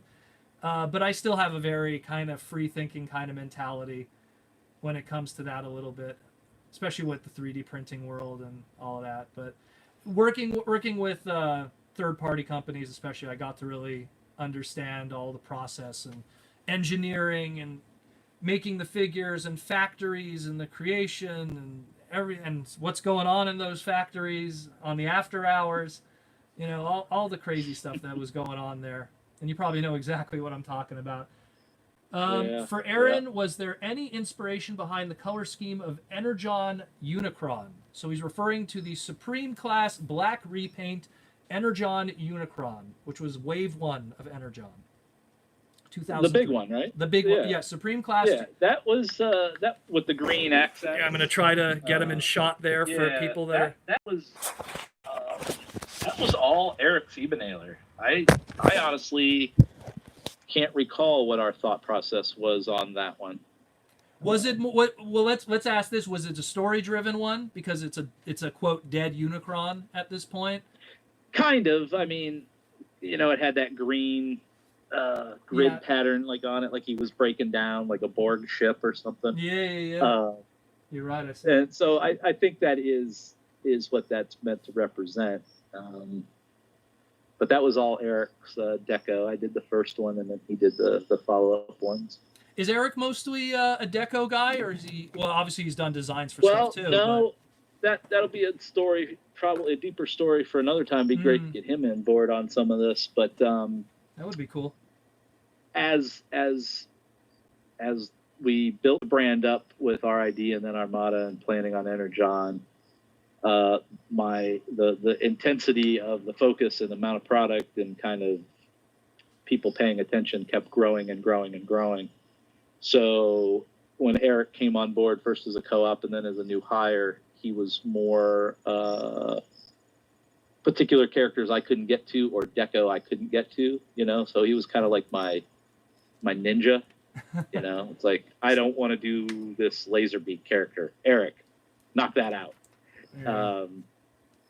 Eric, I don't have time for this wave. You do it. I don't have time to get this deco sheet done. Finish it off. He was kind of the guy that crossed the T's and dotted the I's to make sure it all got done. Otherwise, I'm just imagining being your Igor or something. Get that the yes master. Well, we had a very. That's why I would like to have him here because, with all due respect, he's always been a talented designer, and he was learning. He was young, and I was right at that tipping point where I was doing my thing at a high level, and he jumped in and kind of dealt with a crazy guy who knew what he wanted, and I always tell the story that Eric was in the United States military. He was a tank driver, and he knew how to take orders and get shit done. I'm sorry, I cursed there. No, it's okay. So it's not made for kids. Okay. When I was in these binds and we needed to get stuff done, and I would say, Eric, we got to get this. We're tight squeeze, time, something changed. All the factors that can come into play that we'll talk about. But if he was the guy, I knew he would get it done. He would go to mission and get that job done. And that's what made us. He was learning, and I needed the work done, and we became a great partnership. We have a question here. Of the big list of Kingdom figures announced, which do you think will be Generation Selects figures as opposed to retail? I talked a little bit about this with Aaron actually off the air. I was just saying how there was a big announcement of all the stuff, and how when I look at the list, it's pretty clear because of how big the list of stuff is. Not all of that could fit into 4 waves. I think there's 18 deluxes that were announced. Which, I mean, if you have 4 waves, and all 4 of those waves have 4 deluxes, then maybe. But even then, that's kind of pushing it. It seems like a lot these days. Yeah, that is a lot for. But that's Did they announce the redecos at the same time? Well, see that's just it. So within that announcement, you see, and you would probably know this one. You have Cheetor, and you have a character called Shadow Panther, and so that's pretty clear that if there's going to be a Generation Selects, Well, Shadow Panther was a redeco of Cheetor back. There you go. Day. So that's why. So that's clearly not going to if you were. Well, I mean, different head, right? But... Well, no, it was the same head actually back in the day. It was only afterwards that they start to try to separate the two as characters, where they did Tripredicus Agent and stuff like that. But it's just, it's like, especially with you back in the day, you would have tried, especially in the more modern Hasbro, you would never have 2 of the same mold practically on the shelf at the same time. You would kind of either want to space that out. But then when you take something that's already a very obscure character, especially from a business standpoint, Shadow Panther, here's this Japanese exclusive character, doesn't really have any fictional lore that people could pull from. Yep, that's going to be on the web exclusive kind of web thing. That's something, and like I was discussing with you before we went live, that's the BotCon exclusive. That's the San Diego Comic-Con exclusive. That's the weird collector... lower if you want number. To chase the Black Panther, go chase the Black Panther. Yeah, it's literally. Well, it's not only that. It's the lower number figure where the Cheetor is going to be made. It's a deluxe, so you're talking 40,000 units. Just for America, if you're covering every Walmart and Target. So you're talking Black Panther. Black Panther. Now you're making me call Black Panther. Shadow Panther. If you're talking Shadow Panther, you're talking, they'll make 8,000 units. They'll slap it on Hasbro Pulse, and that's that. And then whatever's left over is going to end up in an Ollie's or something, which has happened many times in the past. So, so that's the way. That's where I got my. Triptychon. The Triptychon. Yeah. There you go. But yeah, that's one of them. I think there's going to be a lot that we're going to learn more about that. I keep saying how we didn't have a San Diego Comic-Con this year, so there's still so much information that we're missing. What non-show appearing character would you like to see in a future Beast Wars Generation line? Non-show character. Aaron, you pick it first, and then unless you can't think of one, and I always fall on. I love Razor Beast. Razor Beast was a good one. Razor Beast also because Razor Beast got a shout out on the Fresh Prince of Bel-Air. I don't know how that worked out with Hasbro, but definitely got a plug from Fresh Prince from Will Smith back in the day. I don't know if you know that story.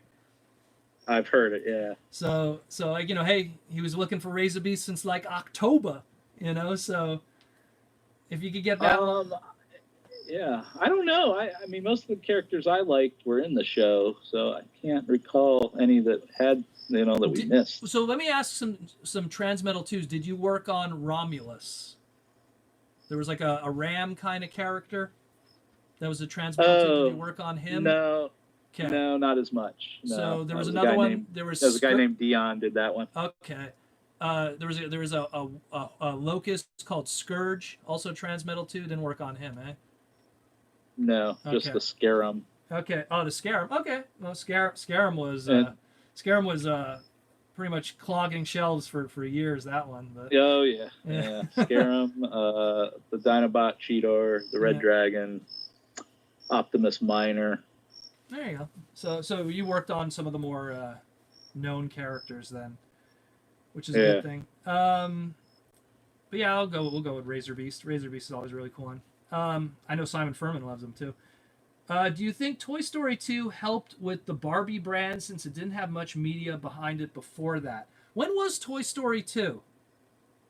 When 95, 96. No, I think that was Toy Story 1. Yeah, Toy Story 1 was 95. Yeah, it's Toy Story 2. Toy Story 2 was, I'm going to check right now, 1999. So yeah, it was just before Mainframe Entertainment signed that multi-deal with Mattel. So yeah, well, I don't think Barbie was ever in a tough spot in 1999. You know what I mean? Like, again, it wasn't until MGA came around. Yeah, exactly. And really put... You want to say sorry? So, well, when it comes to Toy Story, I mean, they're just playing on kind of the basic of what you know about those characters. So it's always going to work, you know, whether they're playing against type or in the type. If they were bringing in Barbie, it wasn't to help Barbie, it's because Barbie was going to help Toy Story. You know, it was more like the other way around. Mr. Potato Head. Yeah, Don Mr. Rickles, exactly. Yeah, totally, 100%. And the little army guys, which I don't know who owned that back then. That was Marx back in the 1950s owned the little army dudes, but I don't know who owns the license to that now. But you know, Toy Story is a whole different animal. That's a whole different thing. I can't even imagine how the licensing must have worked with that. What company owned? Who did the Toy Story toys when it first launched? Thinkway did. Oh, Thinkway Entertainment. Yep, you're right. Because that was the Buzz Lightyear figure. Had all the lights and sounds. Yeah, you're right. Yep. Yeah. They liked each other. Thinkway would do whatever Lasseter wanted. So there you go. How do you feel about third parties filling the gaps or upgrade products? So I guess like if Hasbro won't do X, how do you feel about third party doing it? My answer to that is when you could only confidently say Hasbro won't do it. Yeah, like when it comes to like armor ups and guns and play sets and doorways and computer consoles and stickers and you know that kind of stuff. You know, hey, you're filling out the world. That's fun. Okay, that's not really character based stuff. You know, I'm not into the hey, they haven't made this character yet, so it's cool. We'll do it in a third party. You know, I'd rather it just be the weapons packs, gear, spaceships, whatever. Especially since most of the big money that third party makes today doesn't come from the obscure stuff. It comes from, hey, here's your masterpiece Blur. You know, like here's your masterpiece. Sure. Like, I mean, the amount of money that must have passed hands from like what was it? There's like no joke, like 5 different masterpiece RCs.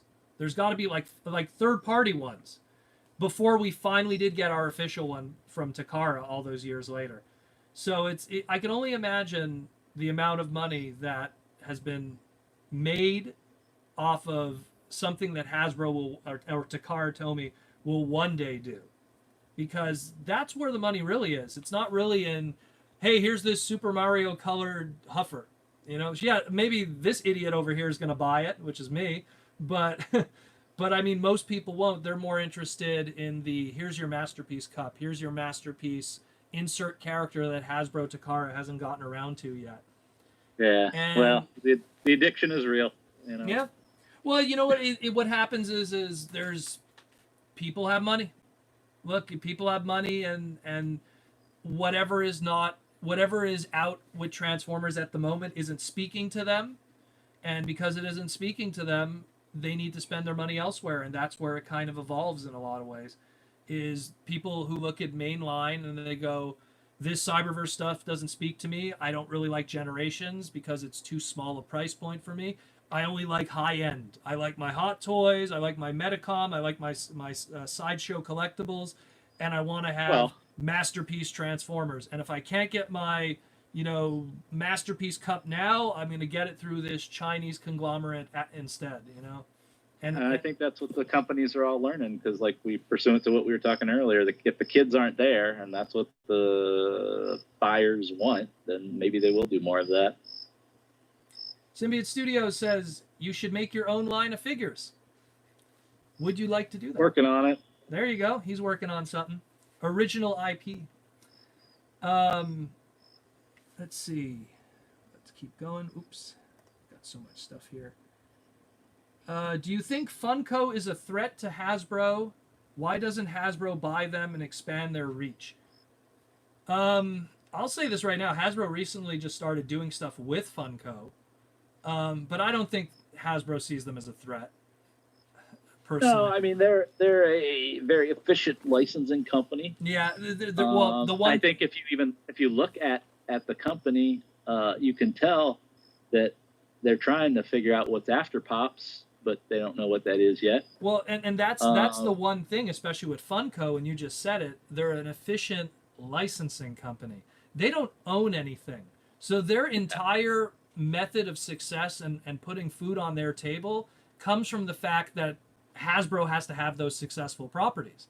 So it's one of those things that, look, Funko recently just did a whole bunch of Hasbro Funkos. They're doing a whole line of them where it's going to be based off their board game characters. So they're going to be doing, I think it's Mr. Monopoly Man, whatever his name is, Moneybags. They're going to be doing Stretch Armstrong. They're going to be doing a whole. But the point is, Funko went to Hasbro and said, "Hey, we want some licenses," and they had to pay Hasbro.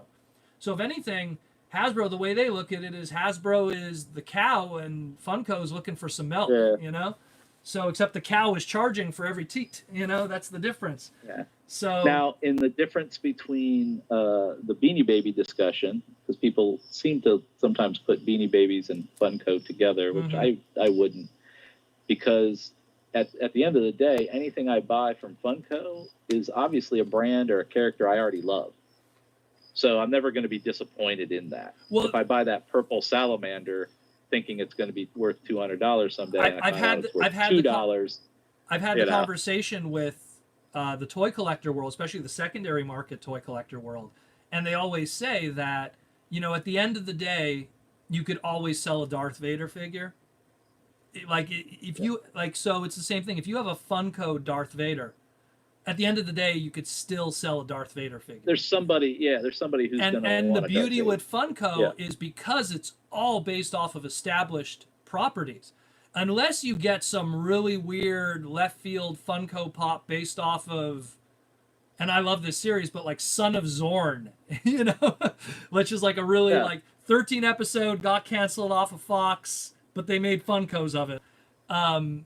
Most of those brands, you could sell them.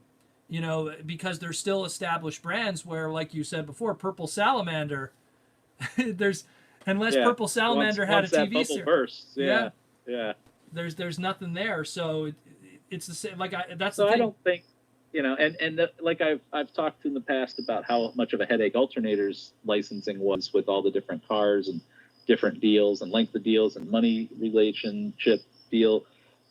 I can't imagine the whole infrastructure of Funko is basically monitoring what likely is 2,000 different licenses with even more every version of approval and length of deal and relationship and everything else. Must be a crazy wild time for those people. And that's the thing with Funko is one half of me is like, could they even be a threat? Because sometimes I feel like they might even be in a bit of a nightmare of paying all these licenses and a lot of stuff not working out. That comes down to tooling management and all that. Hopefully they get the deals that make, they know what their profit and loss is at this point. I hope so. And what their box size and cube size and shipping weights are. So, I work with a guy who owns a couple comic book stores, and my studio is in a comic book store. So I hear a lot about Pops. And see a lot about that. It's what keeps the lights on for some of those stores. Yeah. That's my comic book guy. He's like, if it wasn't for those Pops, man. For him, it was the main... And you get strangers. You get new people into the store because of them. Because they're looking for the Pops. Lifeblood for those small stores. Exactly. We have a question here. If Beast Wars continued instead of continuing with Beast Machines, what would have been the next gimmick? We had Fusers, Transmetals, and Transmetal 2s. Would have you gone with more mythological creatures? What would have been the next direction? And that's from Ultra Primal. Yeah, well, Transtech kind of was the next direction, which was going to be more technology infused into the beast machines. Kind of was the kind of the working idea. So I don't know if that answers that question, but every time they tried to do mythological creatures, which they kind of did with the cat with the wings and the wolf with the wings, you know, trying to make that we did the three-headed dog, Cerberus, yeah. You know, so yeah. Anytime it got a little too mythological, it scared some people, just from like, our kid's gonna know what this is. Yeah. You know, and that's why Battle Unicorn was such a funny thing, because it was like, okay, if you're gonna do a unicorn, it's got to be the toughest, most armored up unicorn ever. I'll just say this right now: Battle Unicorn scared the crap out of the entire fandom because we thought it was a typo, and we're Battle Unicron. What? You know? So we almost thought you guys were trolling us. Like why would they even call it Battle Unicorn unless they were like trying to mess with us or something? Someone asked here, any diorama pieces you guys would like to get? Diorama pieces for Transformers. I would just like a nice, you know, G1 1984 Teletran 1 Autobot base interior kind of playset, you know, with that giant computer. But I don't have space to have nice dioramas anymore, so it's something. Yeah, my struggle. No, go ahead. My struggle isn't so much a visual cool factor diorama, but would be like tiered stands, you know, stadium seating for my guys. Like an official way to make that all happen would be what I would desire. Well, that's I'll give a shout out to smalljoes.com. They do some really good displays for that kind of stuff, where they do like that kind of tiered seating and for displays. Yeah, really good website. Shipping is kind of brutal for Canadians, but Americans, it's good stuff. Hello, Aaron Archer. Was there any reason why Cybertron Leader Toy Optimus Prime's two main cannons didn't have handles for him to hold on to? So he had, like, in his super mode, he had these two cannons that came up. Sit there. Yeah. They were I don't know. Heavy ratchet joints, if I remember correctly. Yeah. I probably don't have a good answer. That's probably something whoever designed. I want to say Cyber. Well, it's Eric. I mean, it's Eric. Was it Eric? Because hold on, because Galaxy Force, that was. That's Eric. Was it Eric? Is that the fire truck? Yeah, the fire truck. Because I think all the way. I think also maybe it was one of the Japanese guys I got him mixed up with. But yeah, alrighty. I told him, you know, my contribution to that one was like, this Optimus has to fly. He's got to have a wing. That's a float. Maybe he should. I said maybe he should even be a space shuttle, kind of thing. You know, shaking it up too much. and that's you know, God forbid. With that information, that's what Eric made it into. Common Pikachu says Aaron Archer is one of my fave dudes. Where are we at here? Where are we at? Let's see. Trying to see if we have more questions. Oh, we have one here. Sorry, guys. We miss anything, just ask again. Aaron Archer, what do you think on John Warnen's tenure at the Transformer brand? What did you think of it? I think it's good. The fact that it continues is good. There's a long continuity of us now. I worked with John when he first started Hasbro, so he's a good friend of mine. You know, I think one of the things I always say is I didn't need to hear from any of the old Transformer designers about what they thought of my stuff. So I don't really comment too much on the stuff that come after me in any direct way, other than I'm glad it continues and it's cool. I know John was into G2 and those colors, which was something I wasn't as into. But that doesn't mean, you know, I don't like it or whatever. But, you know, that's the fun thing about Transformers. There's plenty of room for growth. Everything has a market. And the thing is, especially, like, he did those G2 colors, but he still did it logically. It's not like it was mainline. It was always store exclusives or box sets. Or, John's like, a great thinker. He's a good toy planner when he designs his products. He did all the Real American Hero G.I. Joes. Did he? He's responsible for all of those products, essentially. All of them. We have here, hey, Aaron, what is your opinion on Alpha Quintesson or Alpha Q figure that came from Energon? So what was the story with that? Well, that was a character I created for the sake of trying to have an emissary of Unicron, kind of pulling some strings. The idea of not doing a bunch of Quintessons, but maybe there was just one left out there was the idea. The toy was a period where Hasbro was trying to do more development on the Transformers brand on things that weren't necessarily Takara type Transformers, obviously. So it's not the strongest toy. It's interesting item, maybe.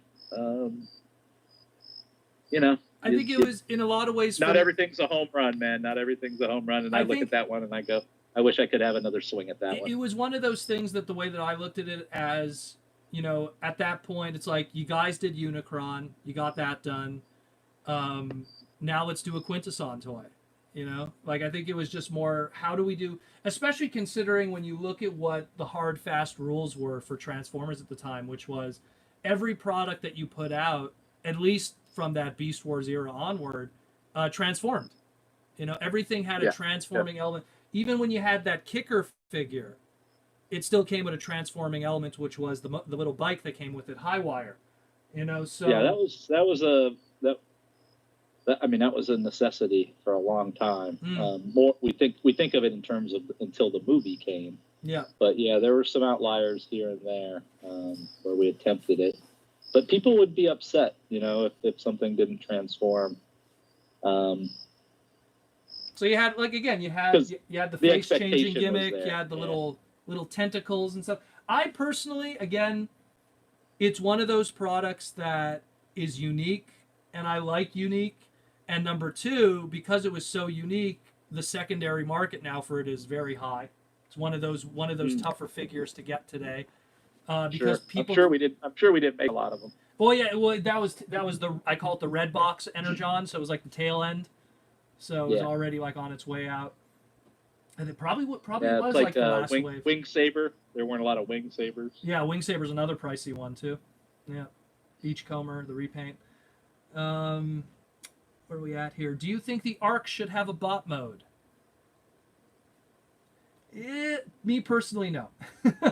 And I'm fine with the Ark having a bot mode in Derek Wyatt's animated universe, but I'm not a big fan of applying.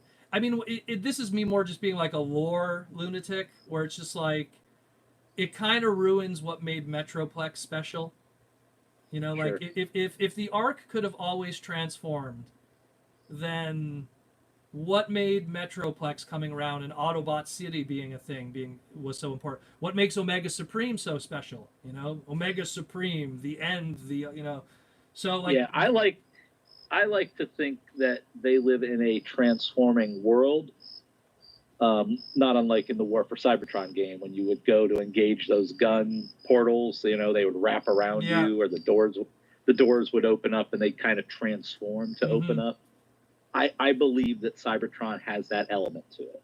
I want to believe that it has that, everything kind of manipulates, but I don't believe everything needs to be a living sentient character. Yeah, so I'm with you. I don't think the Ark needs to transform into a walking, talking guy, but I think there's a lot of elements on it that manipulate itself to become gun portals or different things. There's nothing wrong with the Ark having an AI in it. That's just an AI. That's just like Teletran is the Ark. Teletran is the Ark, and that's and there's nothing wrong with that. In the same way, and that's just kind of thing is because you enter that realm of fan fiction, and people just go, well, then this should transform and that should transform. Well, I can appreciate the idea because the planet transforms, so cities transform and bugs transform and so shouldn't the spaceships transform? Shouldn't the guns transform? Shouldn't the I think helmets I don't know. I mean, you could make a case that way too. That's why I'm more okay with it within the continuity that Aaron Archer created with animated, where the story led to that. Not Aaron Archer, sorry, Derek. Sorry. Oh, it's already getting tired. What time is it? 9:20. It's just like what he created there. It's like, okay, it's Omega Supreme. It's the arc. It's kind of one. It makes sense. Yeah, it's a Zag. That's his bubble of his world that he created, and I'm fine with that. When I look at the Fluoro Deary Marvel, Sunbow like animated world that was created for 1984 G1, and then the pieces that the Japanese grew from that with Headmasters, Master Force, Victory, and Zone, there was always, there's a reason why X character is why is Omega Supreme a big deal? Why should we be excited about Omega Supreme? We shouldn't dumb down the importance of Omega Supreme in the face of a Fortress Maximus, because Fortress Maximus came later and Metroplex came later. If the arc always had that capability, then it almost takes that away. And again, that's why in that lore, that's where it's like I don't want to mix that in there. So my storytelling chops are trying to answer questions, and I'm like, well, that would mean in G1, since we didn't see the thing transform, they were living in the dead body. Of course. They were entombed inside the dead body of the arc. At some point, their ship transformed on Cybertron. And then it brought them to Earth. It crash landed 4 million years ago, died on impact, transformation cog burned out, and they've been living inside the corpse of their transportation all this time. Imagine if Skylinks like crashed, and then they just decided to live inside him just to have shelter in Mount St. Hilary. So again, from a lore perspective, it's kind of like that's where it's kind of complicated for me. But I mean, hey, if they want to do it, they're going to do it. Nick asks, Aaron, my good sir, if I may ask a question, what influence did you have over the TF movie and possibly the toys, referring to the Michael Bay stuff? And what is your favorite movie toy? Oh, that's a good question. Well, I was Hasbro's design liaison to the movie. So I spent a lot of time in presentations to the producers, a lot of time with Michael Bay and Spielberg to kind of hear their thoughts and share, our reference materials and history with the brand. And then I worked in the art department for several weeks on the first 3 films, and then would take that information to Takara or share it with Hasbro, the whole Hasbro entity. So, my role was to basically help them understand where Hasbro's had defined the guardrails for the brand, which would be very different than the fans would have assumed they would be. But that's another longer form topic. And so that was my job. And so tried to just, answer questions they had and that kind of thing. As far as my favorite movie toy, I don't know. I mean, we did a couple good Optimuses. There's a lot. Yeah, there's a lot. I mean, there's practically nothing I don't have of that craziness. So that's a tough one. The one that I actually did a large part of was the it came out in the first wave. It was a black and gray camouflaged armored transport looking guy. Oh, Landmine, I think his name was. I think so. Yeah, I think so. Keep describing that guy. Which one? He was one of the first. He was one of the first characters that was on the art board when we went out to LA. Describe him again, Aaron. Which one? He's like a gray and like a white armored military kind of thing with a red cannon on top. Oh, hold on. I think I know what you're talking about. You're talking about Wreckage. 1 sec. Let me get him. Are we talking about Wreckage here? I think his name was. Yeah, maybe his name is Wreckage. I'll see when he. I don't know if you're looking at the stream. Yeah, that's him. That's him. There you go.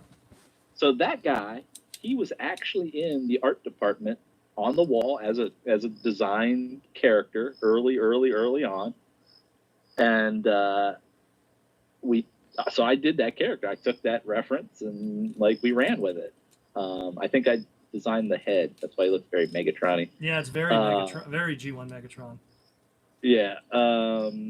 So I like that one because of the little weird inside story for me that's one of the first robots I saw for the movie production and it didn't even make the production in the end. But that's why that toy exists. I believe, let me just put him away. I believe he actually kind of made a little bit of an impact in the comics. They kind of. Well, what we would do is any loose characters like that we would throw to IDW to have at it with their continuity planning. But yeah, for me, oh man, I really love. I forget what was the name of the giant cargo plane. I forget what his name was. That was a really cool one. Yeah. I forget his name. I mean, I have so many of them. He was a really good one. That first RC was really cool. That motorcycle one, very interesting kind of design. Yep. Any of those Real Gear guys, those are kind of fun too. They are. You know, it's anything. It's like, hey, it's a transformer that turns into a cell phone. It's a transformer that turns into a video game console. Again, all those stuff that became BotBots later in a lot of ways, but a little more full size. So kind of dig those. Where are we at?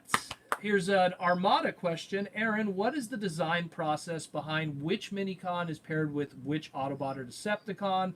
Was the larger robot designed first and then the Minicon designed to complement it? That's an interesting one. Yeah, well, the idea that there would be two parts was always part of it because the Minicon operates as a trigger. So when we're being a toy designer, that's how we're thinking of that stuff. So they were in the same tooling, so they had to be designed together. Yeah, you would always see gang molding. That's why you don't see Hasbro or Takara selling any of the Minicons from the main characters separately. Mm-hmm. You would never see like Jolt, which was part of Hot Shot, being sold as an individual in a blind pack or whatever. Because it was all on the same sprue in the factory, essentially. Yeah. So Jolt is the same color, I think, as the projectile, right? Well, let's just pull one up here. One moment. You know, that was the mold it was in. I'll just grab. We'll grab the Japanese version. I think this is the Japanese version. Is it? Is this the Japanese? This is the Japanese one, but whatever. It's the same stuff. Difference between the Japanese one and American Hot Shot just has the light up fist. But yeah, so essentially, because you'll have here molded in yellow would be Jolt. I'm going to pop them out. Yeah. So obviously anything that's yellow on here. And then the black would match any of the black. And that's it, pretty much. So that's how, and it's the same thing. The reverse of it. What color is his projectile? On Hot Shot. Yeah. It was black, the little missile. Okay. So it's the same color as the rotors. But I'm pretty sure if we took down the original colors, like the yellow one, it's the same thing, because then Jolt's all red. Because if you look at it, he's kind of reverse. You get it? So it's like then he would be all red and everything, and the character would be all yellow, and the red would be in the different areas. But that's always how it's always been. It's always been a gang molding thing, and there's very few. I think, like, with the exception of, like, I want to say, like, maybe Sparkplug, which came with Optimus Prime. There's very few Minicons that didn't share colors with their bulk counterpart.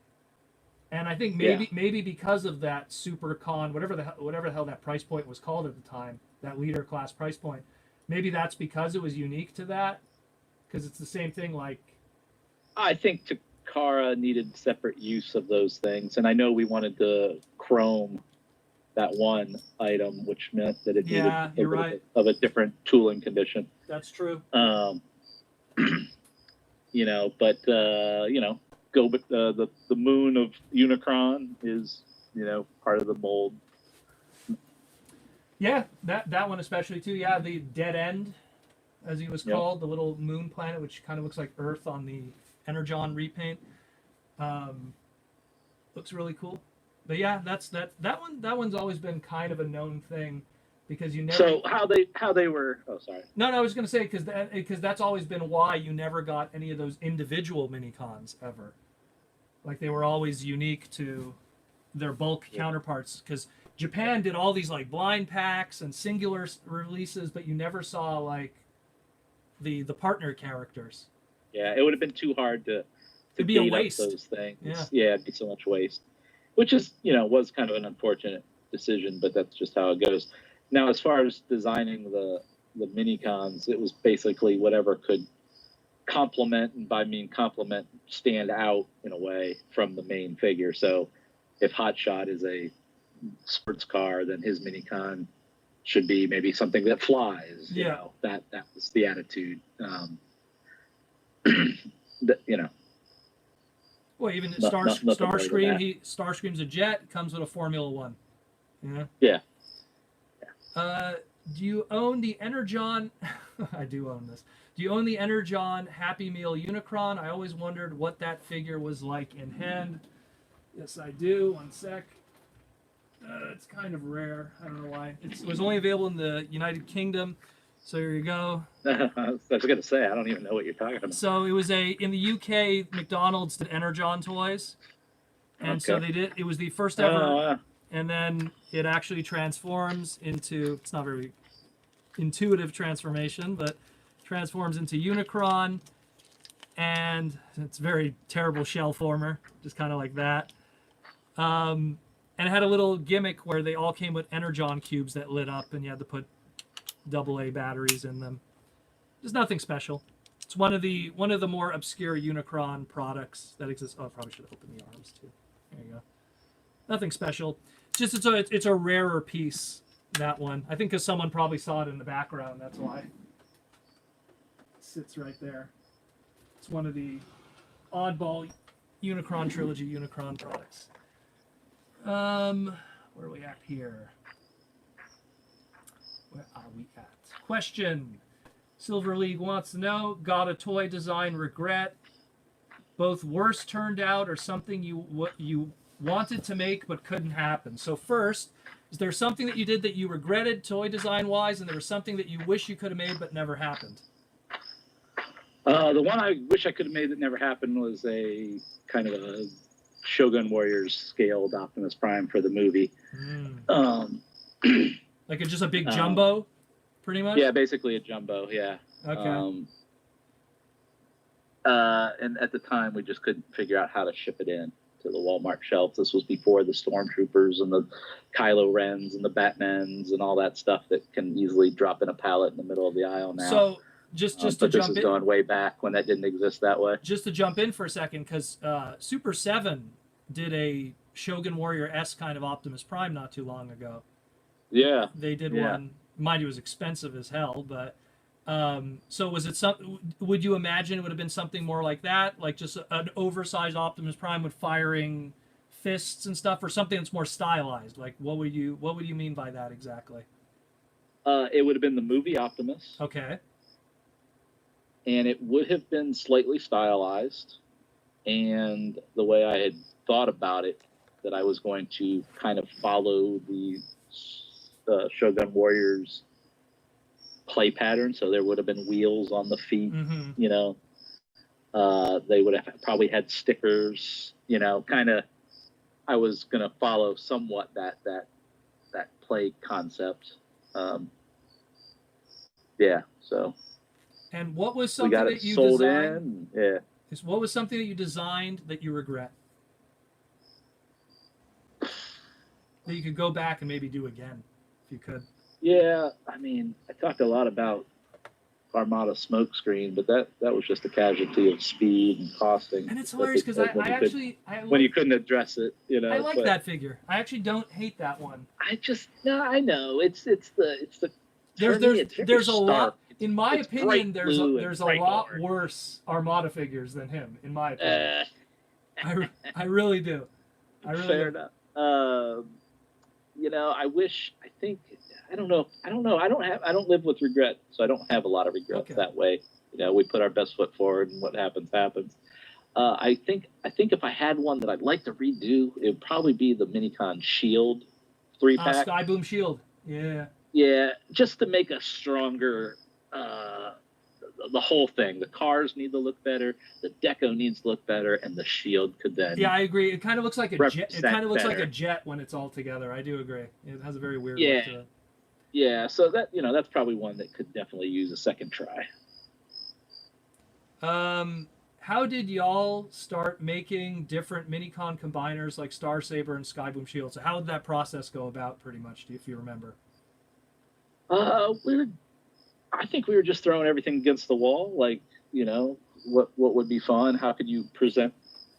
We were never into the idea of, for the Minicon 3-packs, of let's just do 3 vehicles and they will transform to little robots and we'll just put them out. We really always saw it as a feature-based play. So this one is going to be geared for the Cyclonus play. This one's going to be combo to be a sword. This one's going to be combo to be a gun and a shield. And these guys are going to, go together to fight this way, like the C team, where they're all going to armor you up and you'll have a lot more firepower if you put them on you. So we kind of looked at it from the feature first so that they all hung together. Yeah, the collectability aspect that Brian wanted, pretty much. Yeah, I think the ones that stand out to me as maybe not as interesting are like the 3 cars, the Cadillac, the Celine, and the Oval, whatever his name was. Oval and whatever. One was a BM. I know what you're talking about. Yeah. Those are interesting. They're like cool Micromasters, but they're not as cool of a Minicon as some of the other ones, for sure. Doesn't do as much for the others. Yeah, from a play feature. Well, especially because like some of them you could attach them and like Jolt, you put him on someone's arm, he has a spinning blade as a weapon. Like in a lot of ways. Yeah, that's cool. Now it's the other. The cars are just cars hanging off of their bodies. Doesn't even look like, doesn't even make a good shield. So like if you let your imagination go.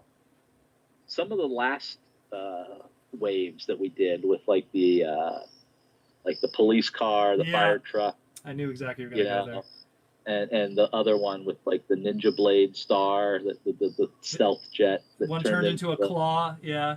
Yeah. Those were, to my mind, like some of the more successful executions of what a Minicon play pattern should have looked like. It was kind of like triple changers, all of them. They all kind of had some kind of third weapon mode that kind of worked. But they looked really good as that third thing. Yeah, they did. Especially that police car. That police car was very, very Takara Brave kind of design.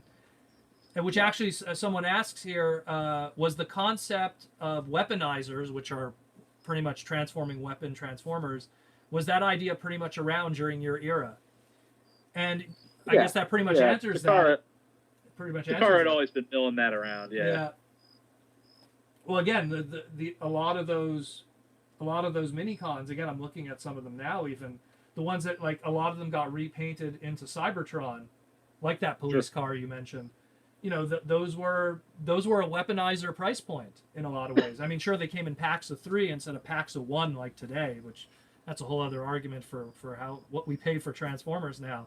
But I mean, now we're buying 1 Minicon in a package now, but that's a whole other story. But yeah, like it's always been around. It's always been around, that idea. It's always the idea of a small transformer that turns into a weapon has been around since Target Masters in '87, Action Masters when they had their gimmick in 1990 and '91, and then even with even when you had the deployers and Beast Machines, they weren't small. They were more of a basic scale, but they turned into weapons. We had that Red Robin that turned into a crossbow. A lot of weird ideas there. Was that the Hasbro like LC stuff? That probably was. That stuff at like KB? They did do a repaint for KB Toys. Yeah, they did a blue one, which I think was called. I forget what it was called. I think it was also called Rav or something. Someone asks here, how many figures did you have to cancel?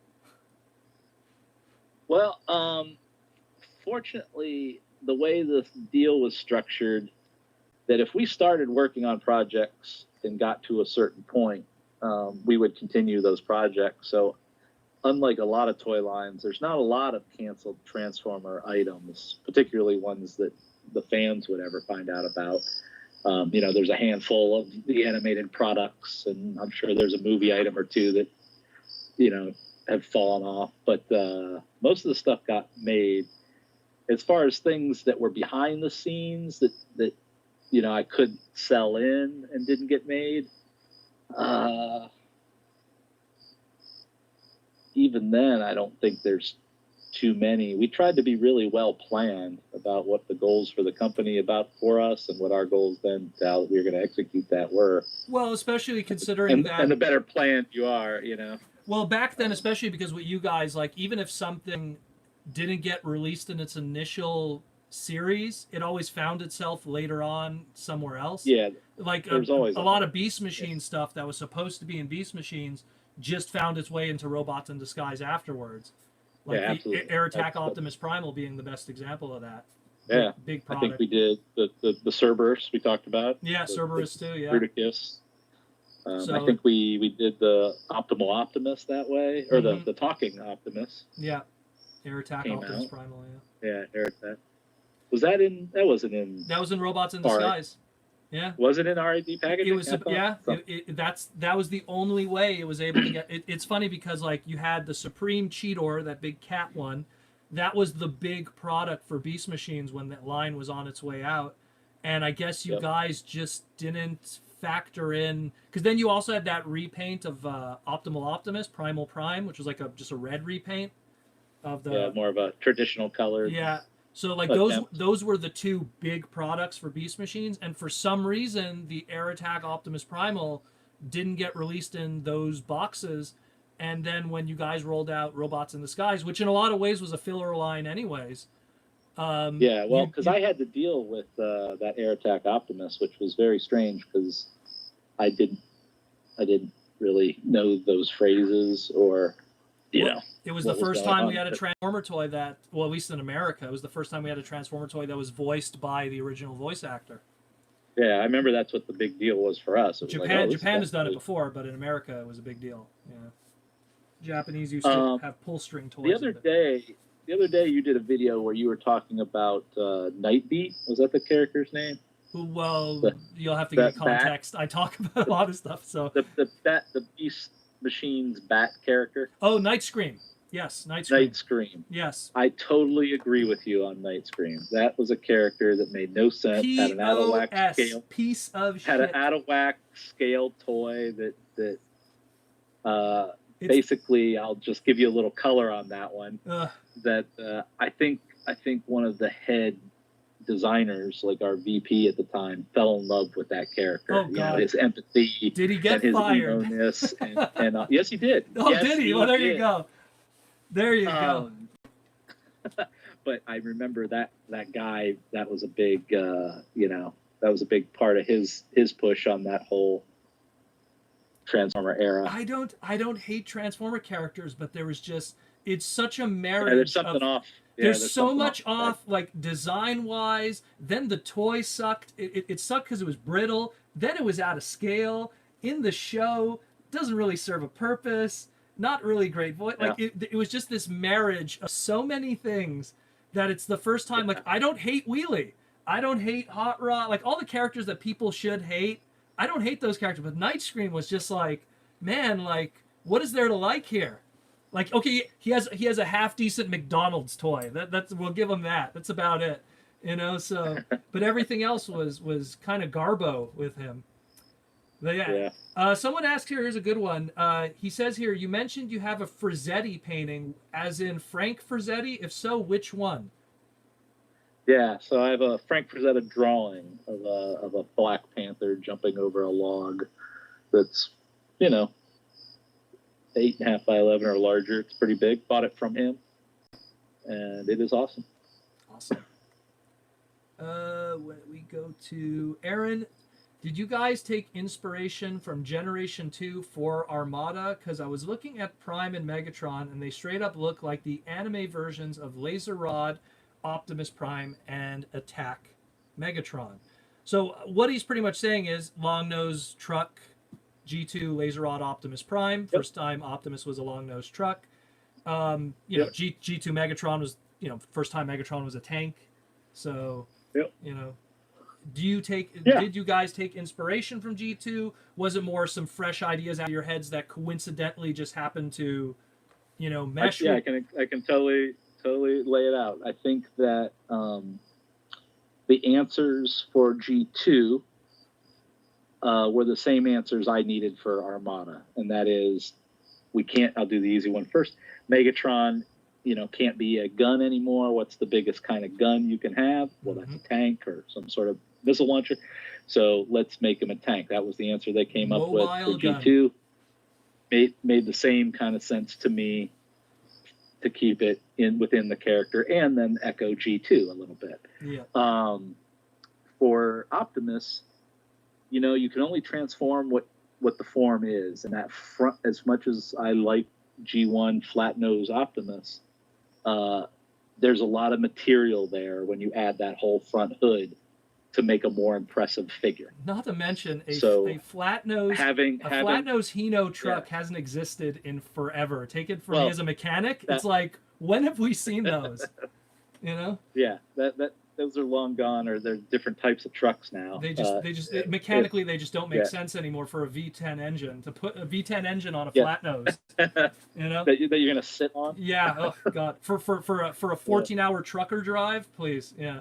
Oh my god. So that's why. But anyways, yeah. So the answer they came up with is by when you add that extra nose, that gives you a larger bumper and wheel flares and everything you can add to that to give you more volume that you can then make a cooler robot. Mm-hmm. You can only take out from the material that you have. So I think the answer they came up with on G2 Optimus was the same that I needed. I need more volume. So it seems like I followed that design process, but in reality, I was answering the same questions that they had already answered. Oh, yeah. Question is, any shelf warmer toys that are rare now today? I'll just answer that quickly. A lot of times when you have shelf warmer toys that end up becoming rare, everything comes around. Best example was Target exclusive 2-pack Skywarp with Ultra Magnus. It shelf warmed, it clearanced at $5, then it jumped to become a really rare item. Everything comes back around. No retail Transformer toys outside of the vintage era really hold value forever. So definition of rare is dubious at best. Not a lot of stuff. I mean, like, look, if you take a shelf warmer like, Optimus Minor, right? That was like $5 clearance at one point. Yeah, at some point he's gonna, and you keep a mint on card for 20 years, at some point he's gonna be worth $40. But you're better off taking that $5 and putting it in the bank for 20 years. You get better interest. So, that's a whole other financial discussion. But yeah, so there's not many shelf warmers that are worth money today. It's very rare. There's a reason why shelf warmers are shelf warmers, because there's usually less of a demand. What would you have done after TransTech if that line had not been canceled? So that's already go. So let's say TransTech happened, then what would have you done after that? Who knows? Like Well, I would have to have. To play that out, you'd have to make the assumption. Yeah, you make the assumption that the we don't even know how that road would have gone. Yeah, the management at Hasbro needed to not change. Mainframe needed to stay in the picture. Yeah, exactly. Well, that was the big thing, is Mainframe leaving too. Yeah. So there's a lot of factors. So who knows? I think they were slowly heading towards a G1 convergence of some sort. But that's what I think. I think at that point, there was enough recognition that the old fandom existed. There was enough interaction going on because of the handful of BotCons they had under their belt now at that point.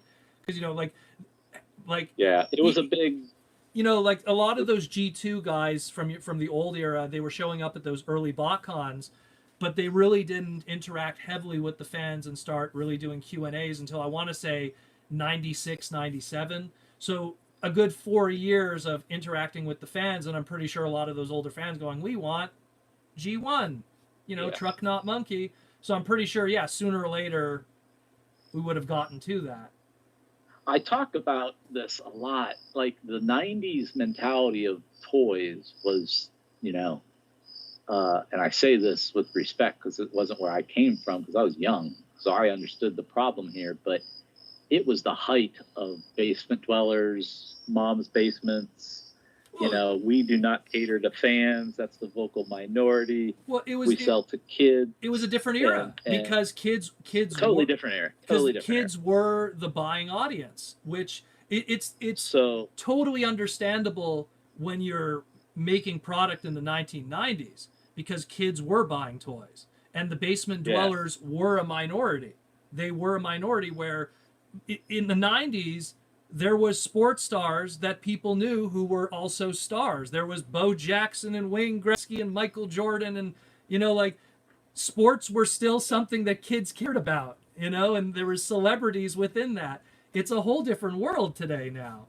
So now, but we people know Pootie Pie. We would have definitely, we would have definitely been.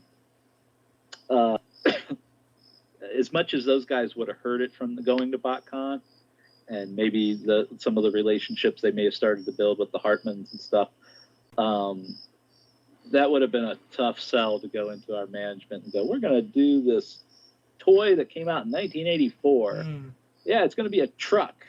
Not to mention Optimus Prime. Not to mention Machine Wars. Machine Wars wasn't that big a success either, as they had hoped. No, not at all. So the return to form really. And it's not like Machine Wars was new tooling. A lot of it was just old tooling that was repainted. So luckily it didn't cost them a lot. But still, even then, a lower cost Machine Wars line, recycled box art that was also retooled in a limited capacity with KB Toys, and it didn't find success. It's like, oof. We want to put all the eggs in one basket? I don't know. I'm hinting at this. I don't have it worked out yet, so it's not really like I'm launching this, but a friend of mine and I have been talking about doing a Kenner-based 90s podcast to talk about some of the Batman stuff. And I'll tell you the story of getting Harley Quinn made, a character that wasn't long in the Pantheon, was a female, man, let me tell you how odd getting that character made at the time was compared to how we look at it now. Like, well, of course you do Harley Quinn. Yeah. It just tells you the times were very different. That was an active brand with a popular character. How many? Imagine now saying, let's go back 15 years. How many times has, let's say Toy Biz, where it was like, when did you get a female character toy? Storm got a toy here and there. And Storm was literally the face of Marvel in a lot of ways for the female section. For the 90s. Sure. I will 100% fight that and say that for sure. I mean, it might not be that today. Might not be that today. Mohawk Storm was legit. She was everywhere. And it's just, but yet what? She had like 2 toys, in literally the entire, I think in the entire run that Toy Biz had, unless I'm missing a repaint somewhere where they took a new mold or something, but I think there was like 2 toys that she had in the entire time Toy Biz had, at least the old style. Obviously, when they went to Marvel Legends and stuff, they revisited her. But, I mean, that just shows the value of it. Same thing, like, I think Rogue was a repaint, and they repainted Rogue into Mystique, and they repainted Rogue into Polaris. Like, they just didn't care. Like, they weren't going to retool for that. Anyways, where are we at here? Hey, Aaron, did you design Classics Voyager Gun Megatron? If so, what was the main design challenge of designing a modern gun Megatron? So he's referring to the 2006 gun Megatron from the Classics line, which looked like a Nerf gun, which actually was based off of the Nerf Maverick. Yeah, that's exactly how we did it. I did not design that one. Eric designed that one. At that point, I was knee deep, and that's a general way to say it. I was well over my head on movie stuff and dealing with Mike Day and getting all those products figured out and stuff. So Eric was the lead on Classics and I think he did all of them, if not at other people. I don't think I did any Classics. Did he also? So did he work on the Hot Rod also? Oh yeah. Then I have Oh, some yeah. questions for him also. Then in the future, I got some Yeah, questions absolutely. from a mechanic Absolutely. standpoint because there's some interesting stuff going on there. We had already dealt with the G1 Megatron, trying to reissue that, and knew the gun laws in New York and California, which pretty much makes gun laws for the United States, toy gun laws for the United States, which are more stringent than the gun laws. I tell you, it is harder to sell toy guns some places than real guns.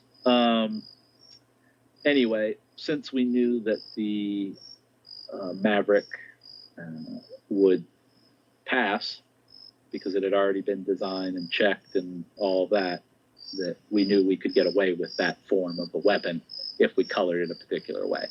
So that made it kind of straightforward and easy. Who came up with the idea for Human Alliance figures for the movie line? I don't know. Just another way to slice the pie. Those kind of segments. So because the thing is, because the Human Alliance line, I've always looked at it. Let's do some of the more realistic vehicles. Well, how can we bring some? I've always kind of looked at it as I want to say a little bit of not even an evolution, but almost like a separate birth of what was the Alternators line.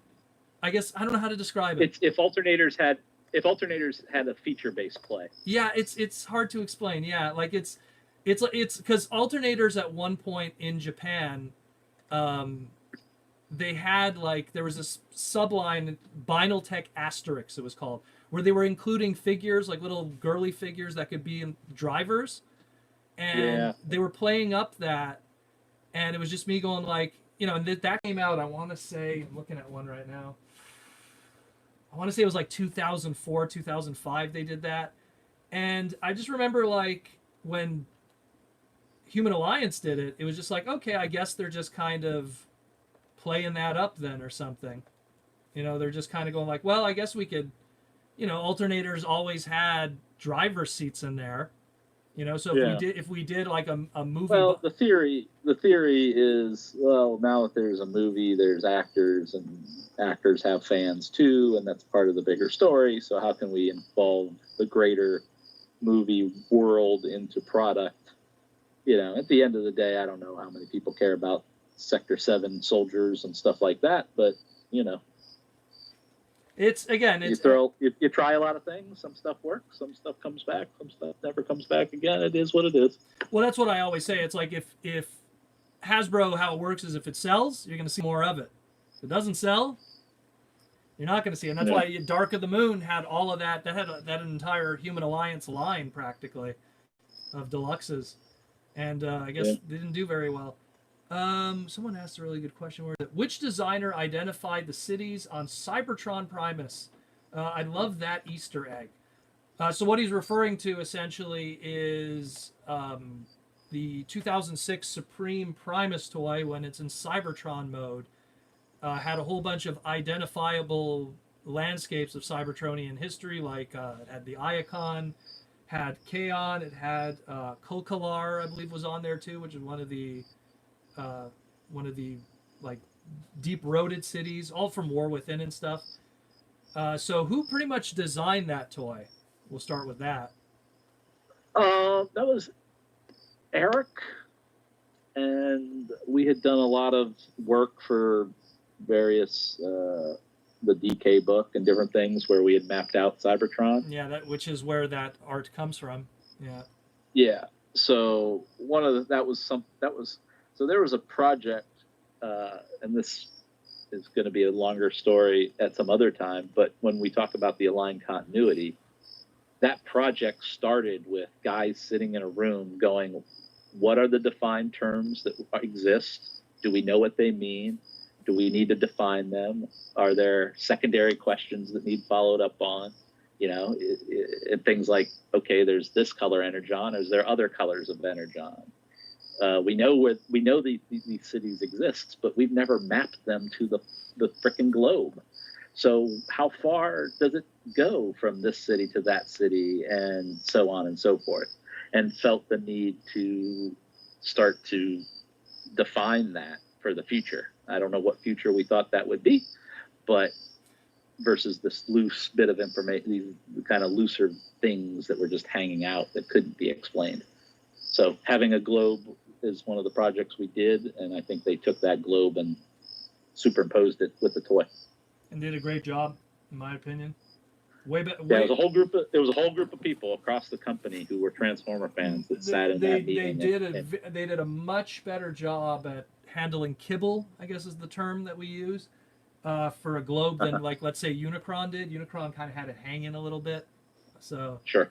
Where the Primus really did a really good job. I love that figure. It's such a good and still gets remolded, repainted once in a while. Someone wrote here, where was it? Are all Transformers naked? Well, that's subjective. That's if they have their blast ports hanging out.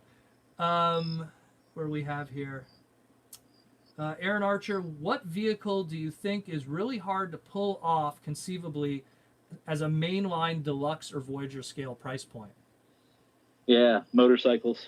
Yeah, I was about to say motorcycles again. Going back to the Optimus with hood conversation, a motorcycle has no volume to hide anything. Yeah. So every motorcycle character out there that we've ever done is very spindly, very spidery, very oddly proportioned. In some cases, don't even have legs. Right. That's all because there's no material to move. It's one of those things where a lot of times, in the early on, a lot of the female characters were just motorcycles, RC specifically, just because you don't have anything. I mean, a motorcycle in real life is if you took a car and it just had its frame and the engine exposed and nothing else. No panels, no doors, no windshield, maybe a front windshield. You know, that's what a motorcycle is in a nutshell from a mechanical standpoint. So you transform that, and there's not much to work with. Yeah, you look at Armada sideways then, and that's why he's got these giant saddlebags on the back of him. He's got a big cowl, big cowl in the front, so we can have much volume as possible. You pull back through all of Transformers history. Very first motorcycle was one of the Protectobot members. It was not Streetwise. Yep. Oh my God, why am I blanking on his name? Holy crap! Not Street. Yeah, I know the guy you're talking about. He's like Groove. Groove. So Groove was one of those like 1970s like Chips police motorcycles, which is like they're the big sidecar, but it's not sidecar's not there. You know, like these. Yep. It was a wide motorcycle, and then when you look at Wreck-Gar was just like, let's make this big fat motorcycle that's going to transform. Like they always made sure in the past when there was going to be a motorcycle that it had to be one of those fatter motorcycles just to make sense of it. And that's, if you look at that kicker bike, you know, the enlarged Minicon Highwire, is that Highwire? Highwire, yeah. Was the... you know, it's pretty wild. It's pretty skinny and weird.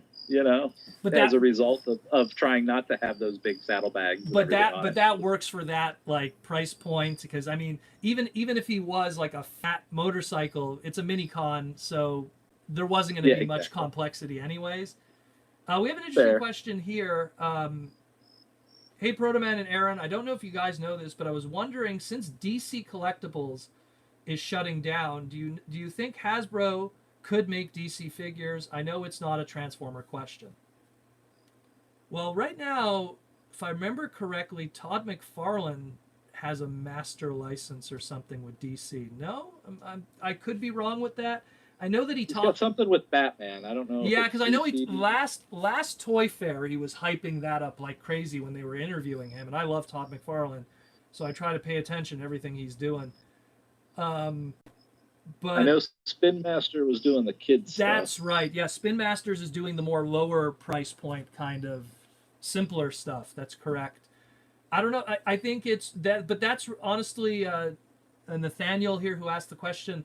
I think that's more related to what's going on with Warner right now, because they had a big financial issue, and they had to cut a lot of different departments. So, but I don't think that completely. Yeah, Yeah, I don't know. Yeah, I don't think that completely ties everything out just yet. Symbiote Studios wants to know, why doesn't Transformers have a consistent world like the Marvel MCU? Are reboots just to sell new generations? Aaron, do you know Shelby Bowman from Hasbro? So, and Shelby Bowman? Yes, I do. Okay. Yeah. And the movies were not designed in the same way the Marvel movies are or the Lord of the Rings movies are. Yeah. They were basically, independent concepts strung together into what we have. They were not made by a company dedicated to get a certain particular level of story out and build on that over the course of years in order to execute some master battle plan.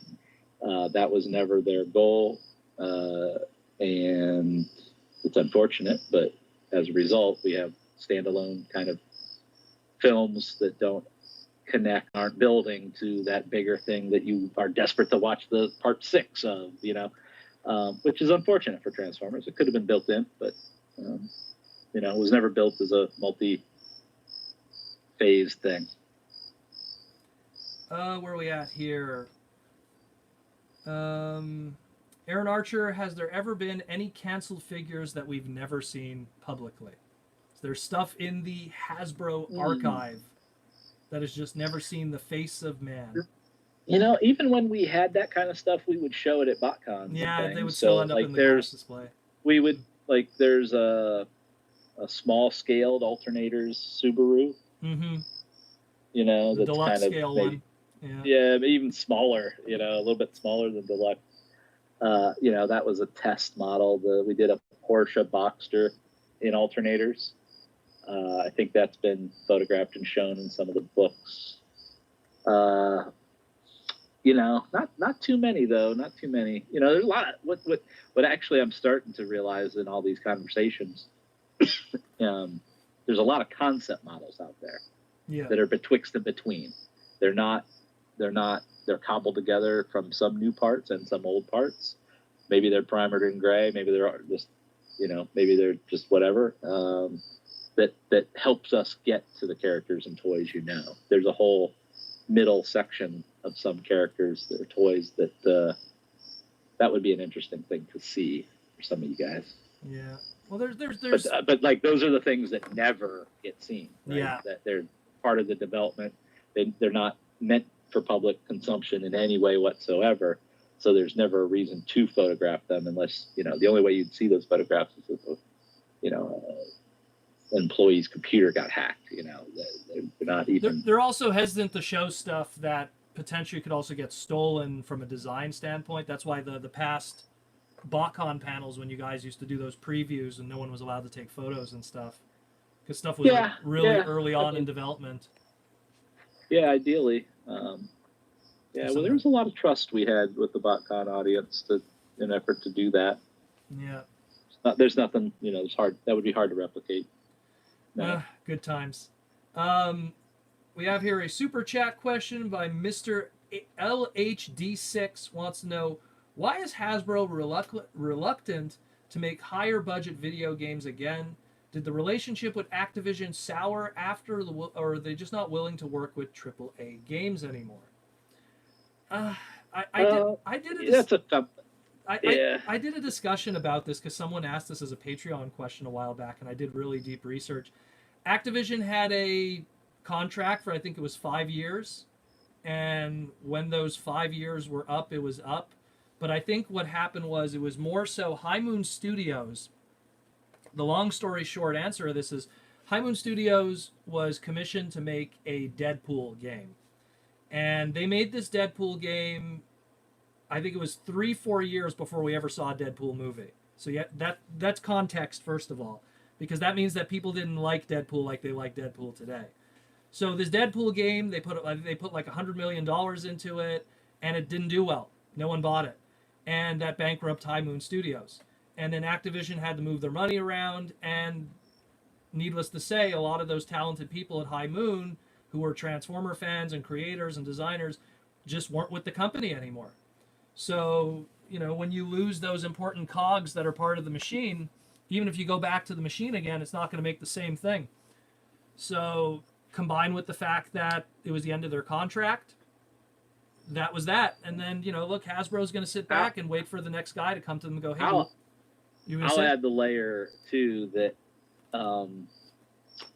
while on paper Transformers the video game always sounds very sexy, it is one of the most complex things that you can do. Yep. Every character build needs a robot mode, a vehicle mode, and a transformation mode.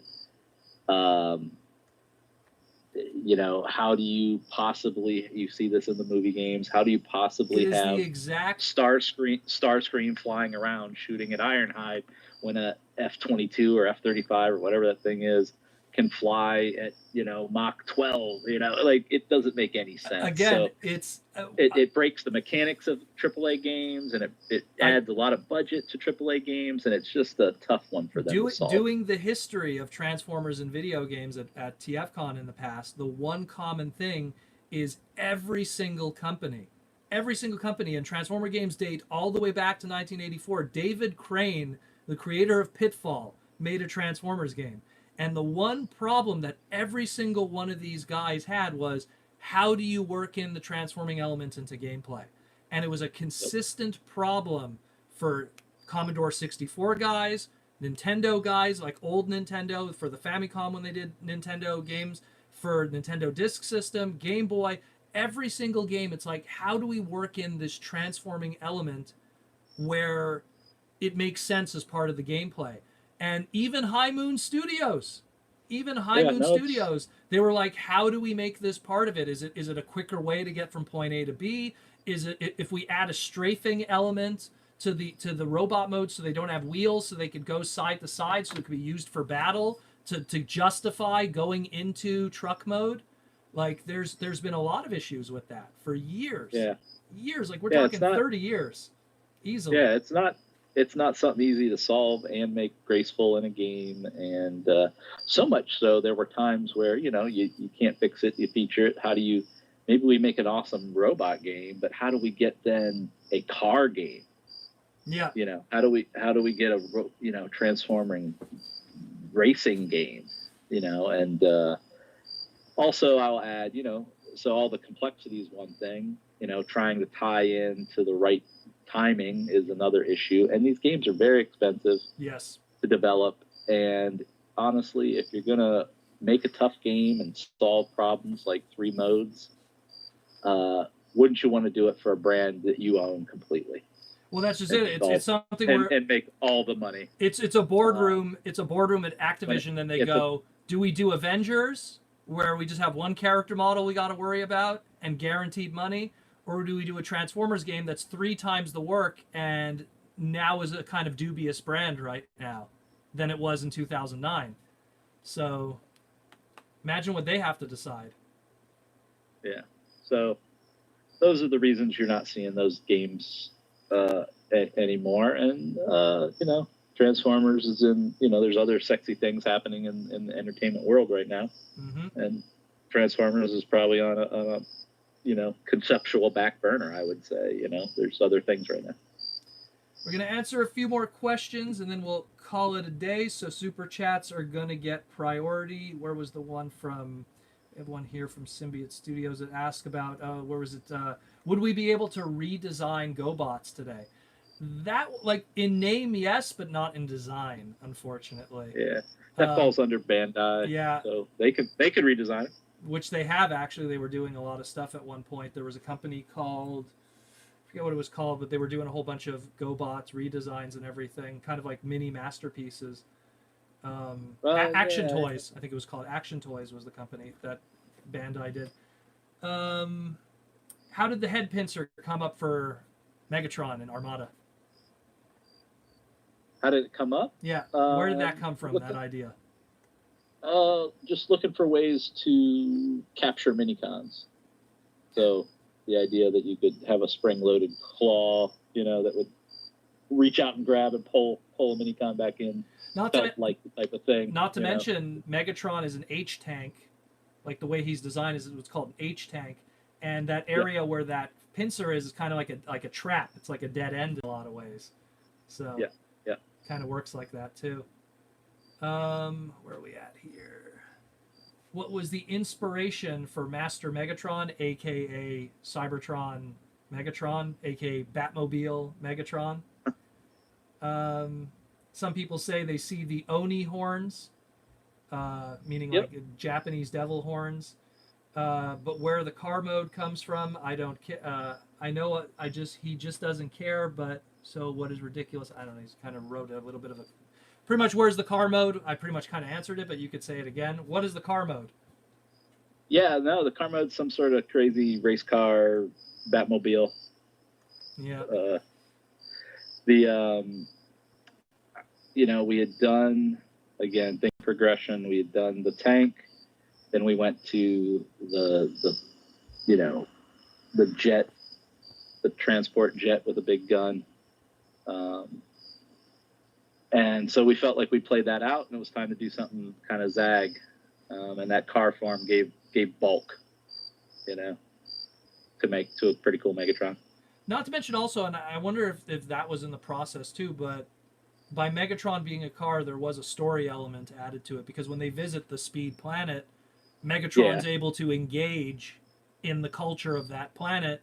When they go to, let's say, the Beast planet or something, he just uses his robot mode to reign tyranny.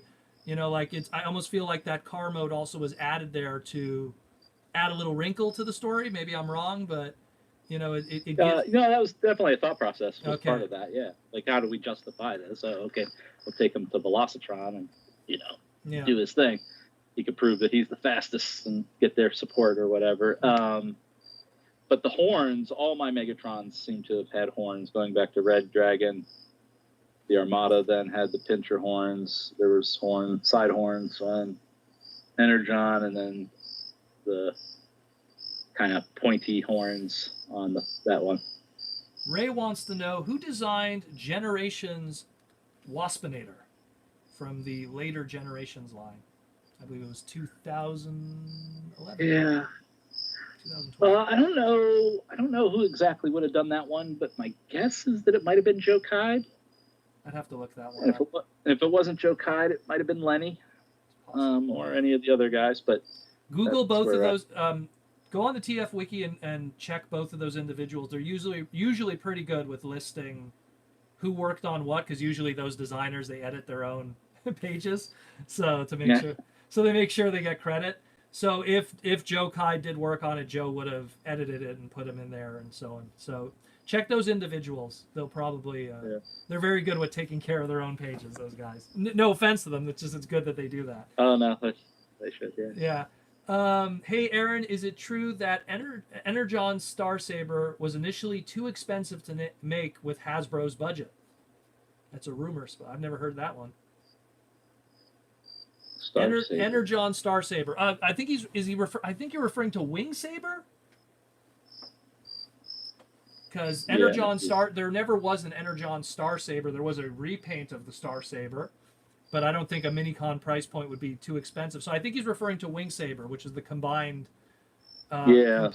So Wing Saber falls into the same category as Overload, right? Where kind of a combiner-based character that really adds to a larger price point more so than being competent within its own price point. So I think because of all the combo play, he just, I don't know, didn't have a lot going on. Off subject question, Protoman, what car manufacturer are you a tech for? Curious because I'm a Chrysler technician. I work for BMW. I am not a fan of BMW. I just, when I was in mechanic school, I was just told, go into European cars. They're easy to fix and they pay you very well. So, I mean, I'm more of a Japanese guy. I love Toyota, Subaru, Nissan. If I liked one European car, probably would be Porsche. But even then, I like older Porsches, 944, 911. But yeah, BMW. But not a fan. I don't like anything BMW. I can't even think of a nice BMW car. I don't even like them. And you know what? And here's another truth. Most of the other mechanics around me, they don't like BMs either. They don't drive BMs. They don't care about BMs. They're easy cars to fix. I will say that. So if you're someone that wants to own one and fix it yourself, they're not very difficult to fix, although probably some of the newer ones might be a little more of an electrical headache. But they're not great cars. I don't think they're a good long-term investment. I don't think they're something that lasts. They are cars owned by people that buy shoes and throw them out once after they wear them. So that gives you an idea of what a BMW owner is. So it's the same thing with the car. They own it for a year and they get rid of it. So if you like BMs, don't look at the long run. Does Hasbro have any restrictions on how complicated a figure transformation can be? I imagine that would be a price point question, but have at it, Aaron. Yeah. Yeah, I mean, that comes down to price point and goal. I mean, you can make the goal to be more complex. Because obviously a mini-con with its 4 pieces that are used to put it together is going to be a lot more different than a leader class Revenge of the Fallen Optimus Prime. I remember the RID brothers, so the Viper, the Mercedes Brawn or whatever we called it, and the Lambo, and the Lambo. Those are as complex a deluxe figures as you're gonna probably find, and we always use that as a benchmark as too complex. Sideburn specifically. Yeah, the Viper specifically, anything of that, like Beast Wars Neo, like the Japanese were pushing it already. That deluxe price point that was already pretty, some of it was pretty crazy. They sell each item individually priced, based on whatever they wanted to do. So those things always, and they were great because those were all very feature based. They were a lot of fun. Even some of the weirder, dinosaurs and stuff they did. So they all had dead modes. I like that. I like that stuff. The horse, the giraffe, the penguin, the rabbit. The squids. I mean, they did all kinds of cool stuff. We see variety on energons in fiction, such as Ultra Energon, Dark Energon, Synthetic Energon. Was there ever an effort to create different energon types for different types of kryptonite? Interesting question. That is in the book of that giant book everyone talks about, the line continuity. Yeah, the giant tome of Revelation or whatever the heck. It's Covenant of Primus. So we created the explanation and rationale for a variety of refined energy sources that, if consumed by transformers, would have different effects. Aaron, could a line similar to alternators which feature realistic alt modes exist in today's market? Sure.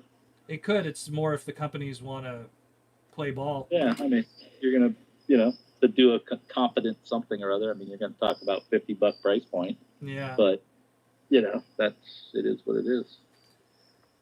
We kind of get that. It's all based on volume, too. The movies are not as much of a factor because you're selling millions of turns, whereas alternators, Aaron, did you work on...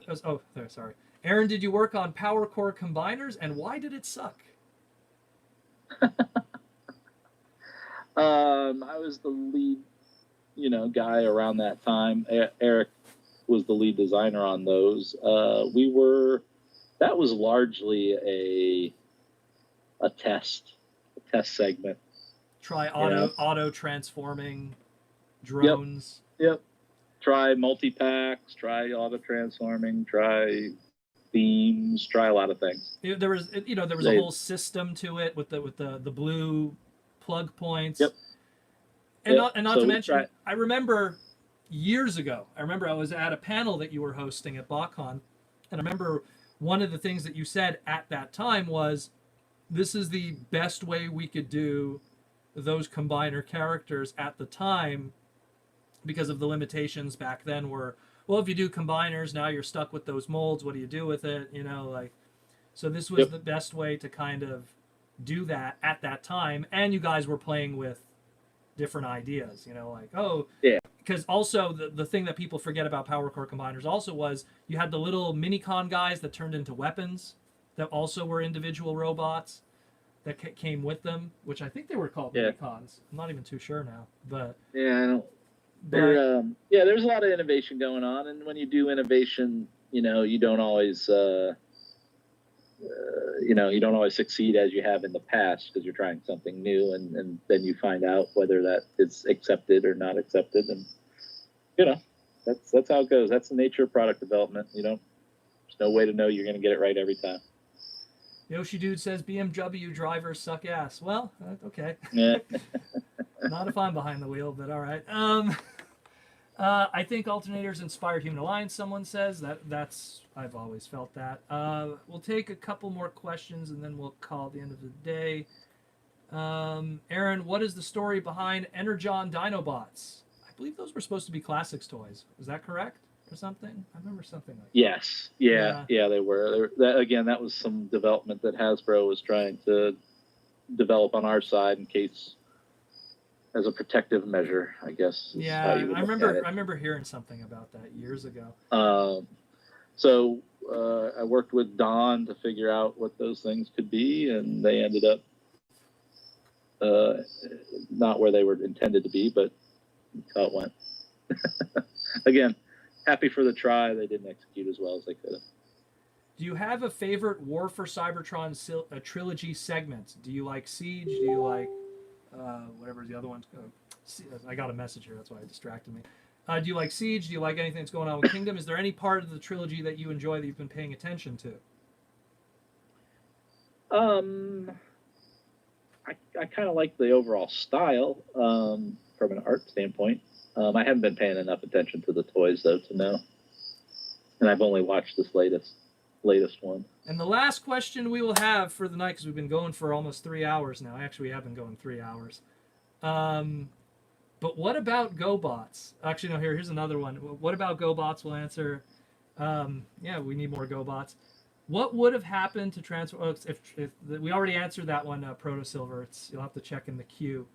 So the last one here is, Aaron, is there any hope for a Studio Series styled line for Transformers Prime? Also, is there any ideas for returning Human Alliance style figures? That kind of answers the alternators question. When it comes to the thing is, when it comes to modern stuff, like Hasbro always just goes with what sells. They always do that. Like, I felt that part of the reason why the Headmaster kind of gimmick stuck around into Power of the Primes and everything, and when it became these like little, decoy armors, which still were Headmasters, is because it sold. And the second something doesn't sell anymore, they abandon it and they move to the next thing. Those decoy armors did not sell well at all. They were shelf warming like crazy. Proto Silver, if you missed the answer, I re-upload the whole segment the following day. It just has to go through the process of uploading, because to upload a 3-hour HD segment is going to take a while. But yeah, so I mean, that's it more or less, guys. Thanks again, Aaron, for coming. We no problem. You covered a lot of ground 3 today. hours again of madness, and we'll definitely do this again very soon. I know that we have a lot of news that has come out. Some news recently broke as we were doing this podcast segment, so I will address it tomorrow on the podcast. Thanks again, everyone, for coming. Once again, if you're interested in the podcast, we have a Patreon. It's patreon.com/Protoman. We have the membership program if you want to do a subscription service here through YouTube, if you want to do it that way. As of course, if you join, be sure to contact me so I can put you on the scroll at the end of every segment, so you get credit. And we'll discuss. People are like, "What news?" It's like, I'll discuss the news tomorrow. It's a lot of stuff. But yeah, thanks again for coming, everyone. It's been a great one, and we'll talk again real soon.